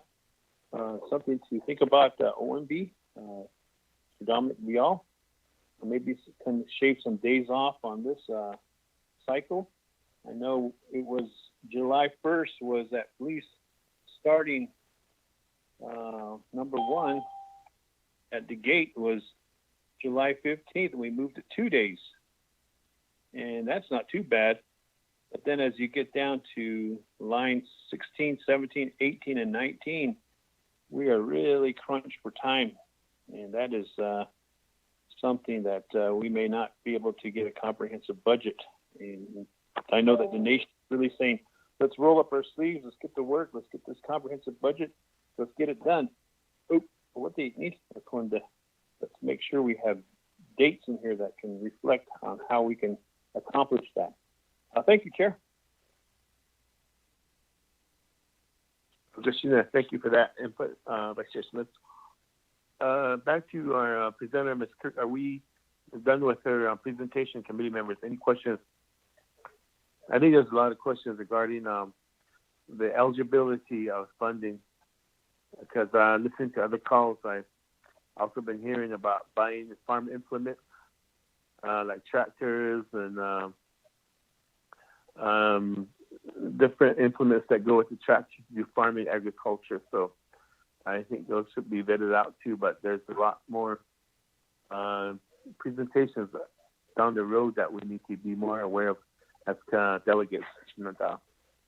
If we're done with this, the committee members, we can move forward to Cordell Shorty. I believe he has a spreadsheet that he's been sending out to us of all the money that has come into the controller's office. Is Mr. Shorty available?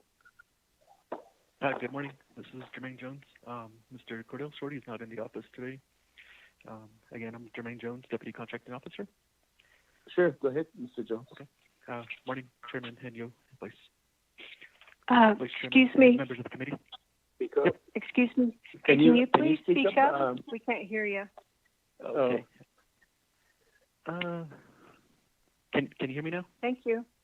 Okay. Again, good A morning. little more louder. I'm getting a bad feedback when I talk louder. Okay, I think we can mute our phones, committee members or whoever's on the line. You can double check your phone to see if it's muted.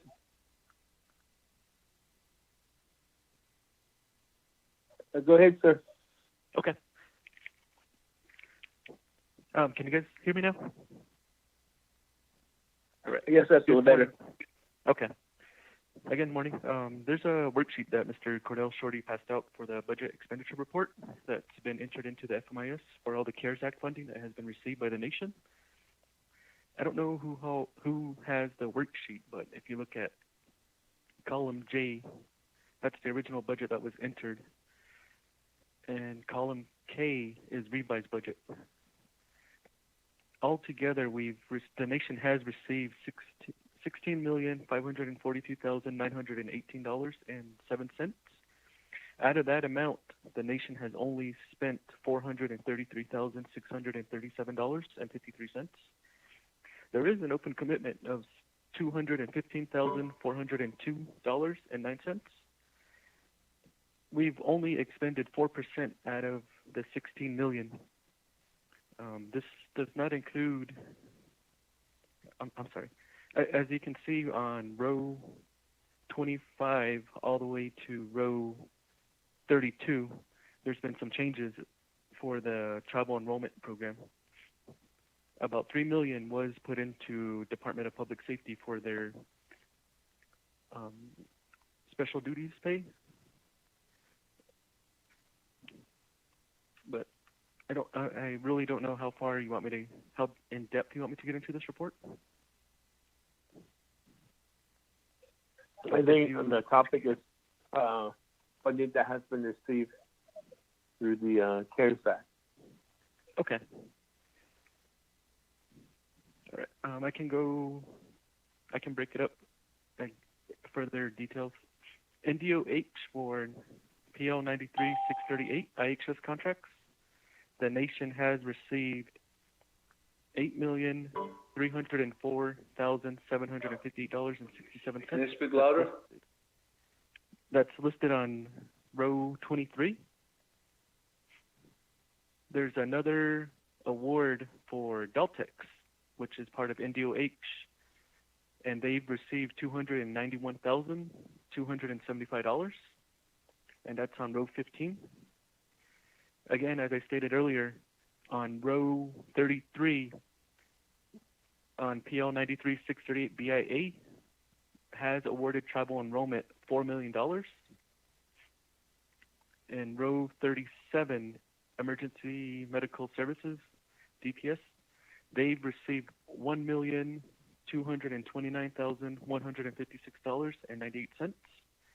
As far as NTCC for General Assistance and subcontracts foster care, Social Service has received $3,009,002.42, and that's seen on row 42.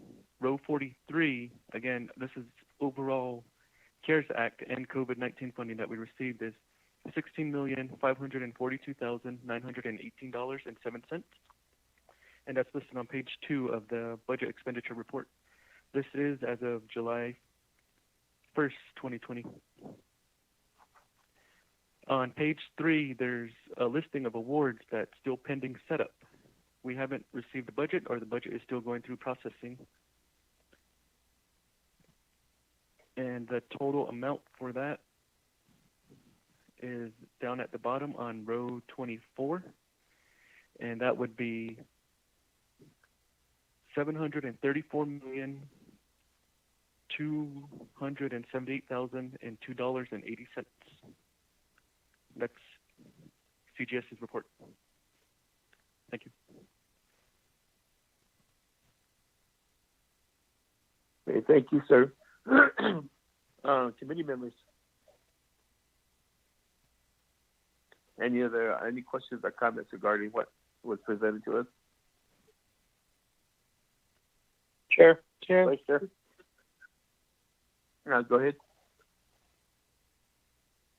Mr. Chair, Thank you very much for speaking for Mr. Cordell Shorty.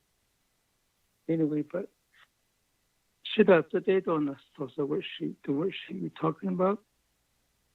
I don't have that worksheet. I looked through it, so that's the only thing now, Chair, Mr. Henio. No, Peggy, those are emailed out, right? Chair, those were emailed out on July 7th at 10:40 a.m. And Mr. Oh. Yellowhair is listed on that email. Okay. I was looking on the wrong side. Yeah. Thank you.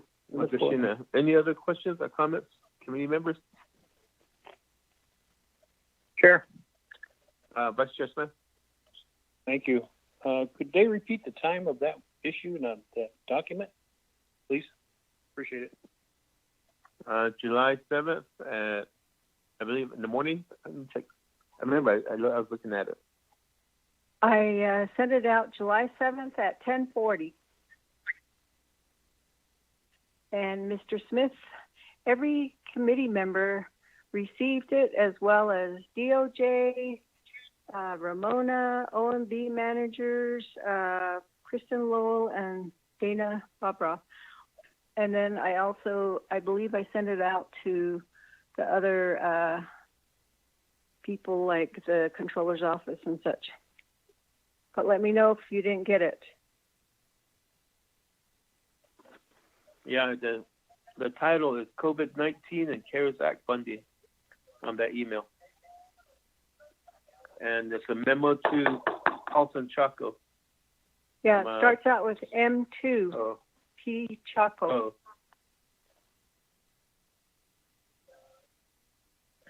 And that's what our presenter was going over right now, and we see it follow along. But any questions, committee members?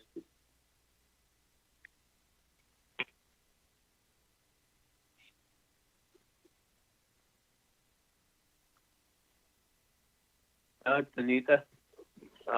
So with this, thank you, sir, for your filling in for Cordell Shorty and giving us an overview of what is currently being received by the Navajo Nation as far as funding. And to stay on the line in case we have some other questions that might pop up as we move along. Okay, thank you. Mr. Sheena.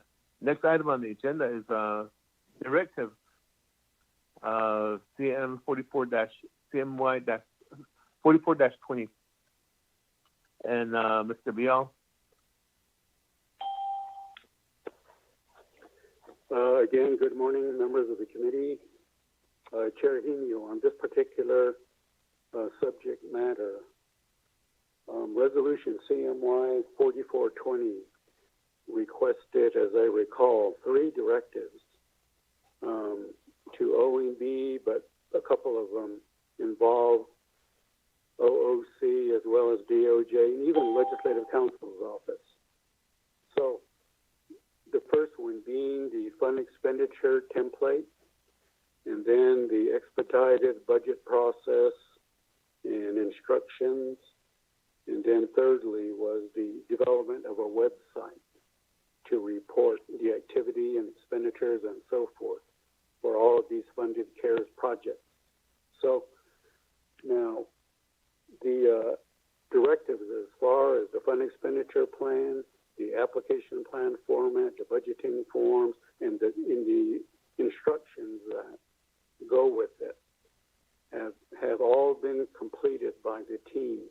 Again, OMB, OOC, DOJ, Legislative Counsel's office, all worked together on it. And that was presented to the BNF committee this past Tuesday, which you approved.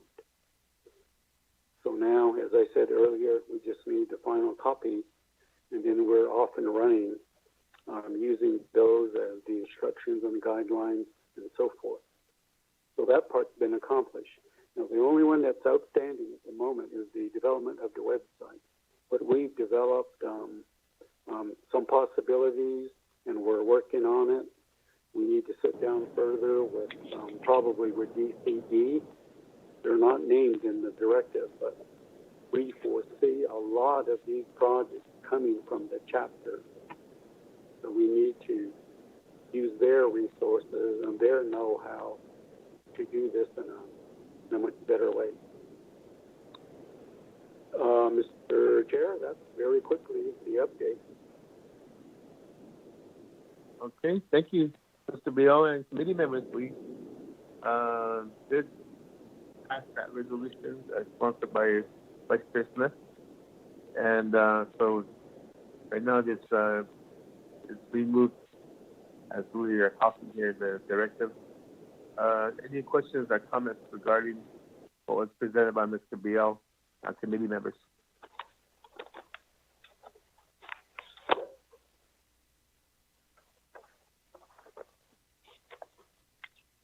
Tanita, so thank you, Mr. Biel, for all the work that you've done and get the directive. You and your team with DOJ and the Controller's Office, and thank you, everyone, for getting this directive completed. And so we're just moving forward with the spending of the CARES Act. Last one item on our agenda is donations. And we do have Dr. Jill Jim. Is she available? Are you on the call? What about Madam A.G. McFall?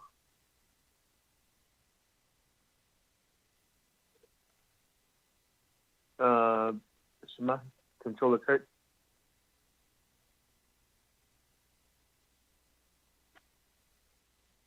Mr. Chair, I'm here. She just stepped out of the room, sir. This is Okay. Robert Willie. Okay, maybe you can give us an update of the donations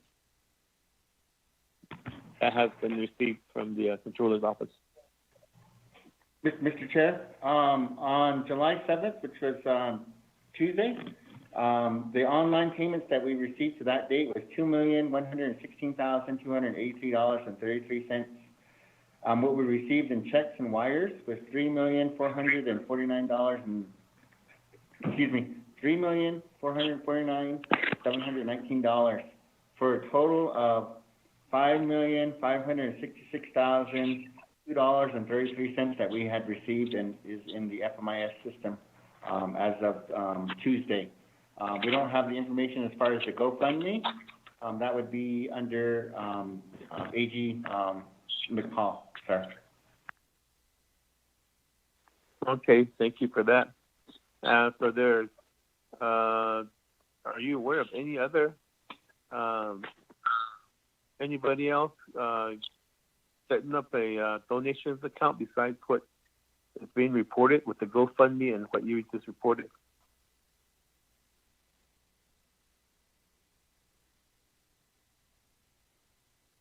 As far as the nation goes, not to my knowledge, sir. Just the GoFundMe that the AG was working with. As far as non-monetary donations, that would be the HCOC to give the report on that, and Dr. Phil Jim, sir. Okay, thank you.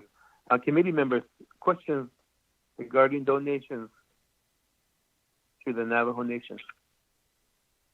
Oh, yeah, this to the chair, to the delegate go ahead. here. Oh, so yeah, Mr. Willie, go ahead. Do you have a spreadsheet, the information on the donations based by the month and amount and the total? Do you have that worksheet on you, Mr. Willie? Ito naris kita chair ng mga colleagues. Yes, both no fiber. Others are listening. I'll go back on mute now. Okay, so, Mr. Williams, would that be available, spreadsheet, what you reported?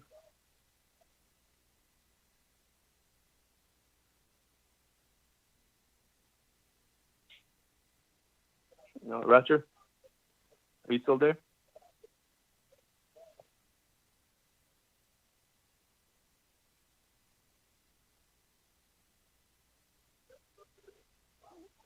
Okay, I think we might have lost the Controller's Office.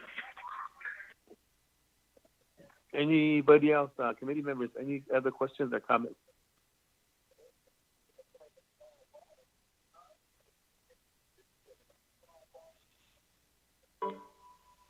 I don't hear anything, so, thank you, Mr. Willie, Ms. Controller's Office, Brent, Wanika, and, Ms. Controller Perlinkert for being on the call today, Mr. Vial, and your crew, thank you for being on this call and, being with us, and then also, Department of Justice listening in, Marty Ashley is listening in too also, and I believe our Kristen Lowell listening in, and our Cordell Shorty's office for providing the information, and everybody on the call, and my colleagues in Naka.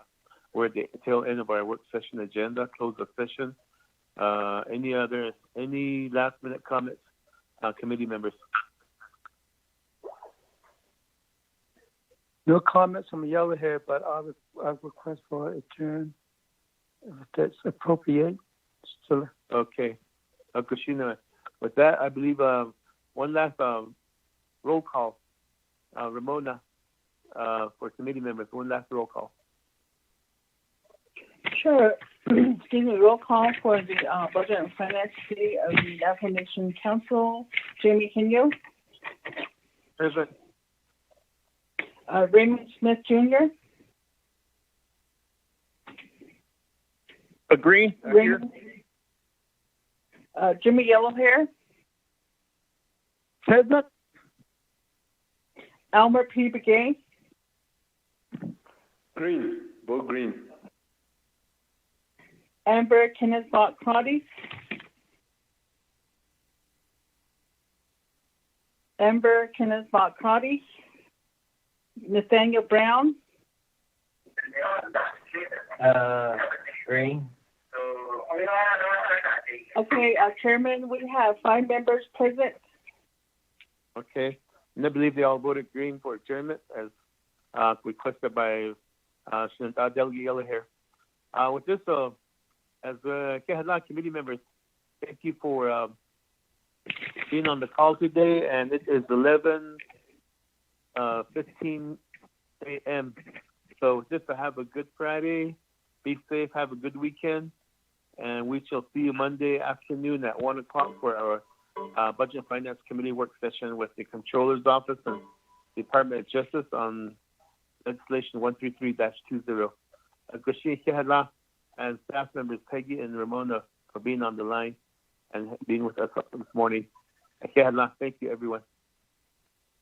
Have a good Friday. You're welcome. Thank you, everybody. Okay. Crochet.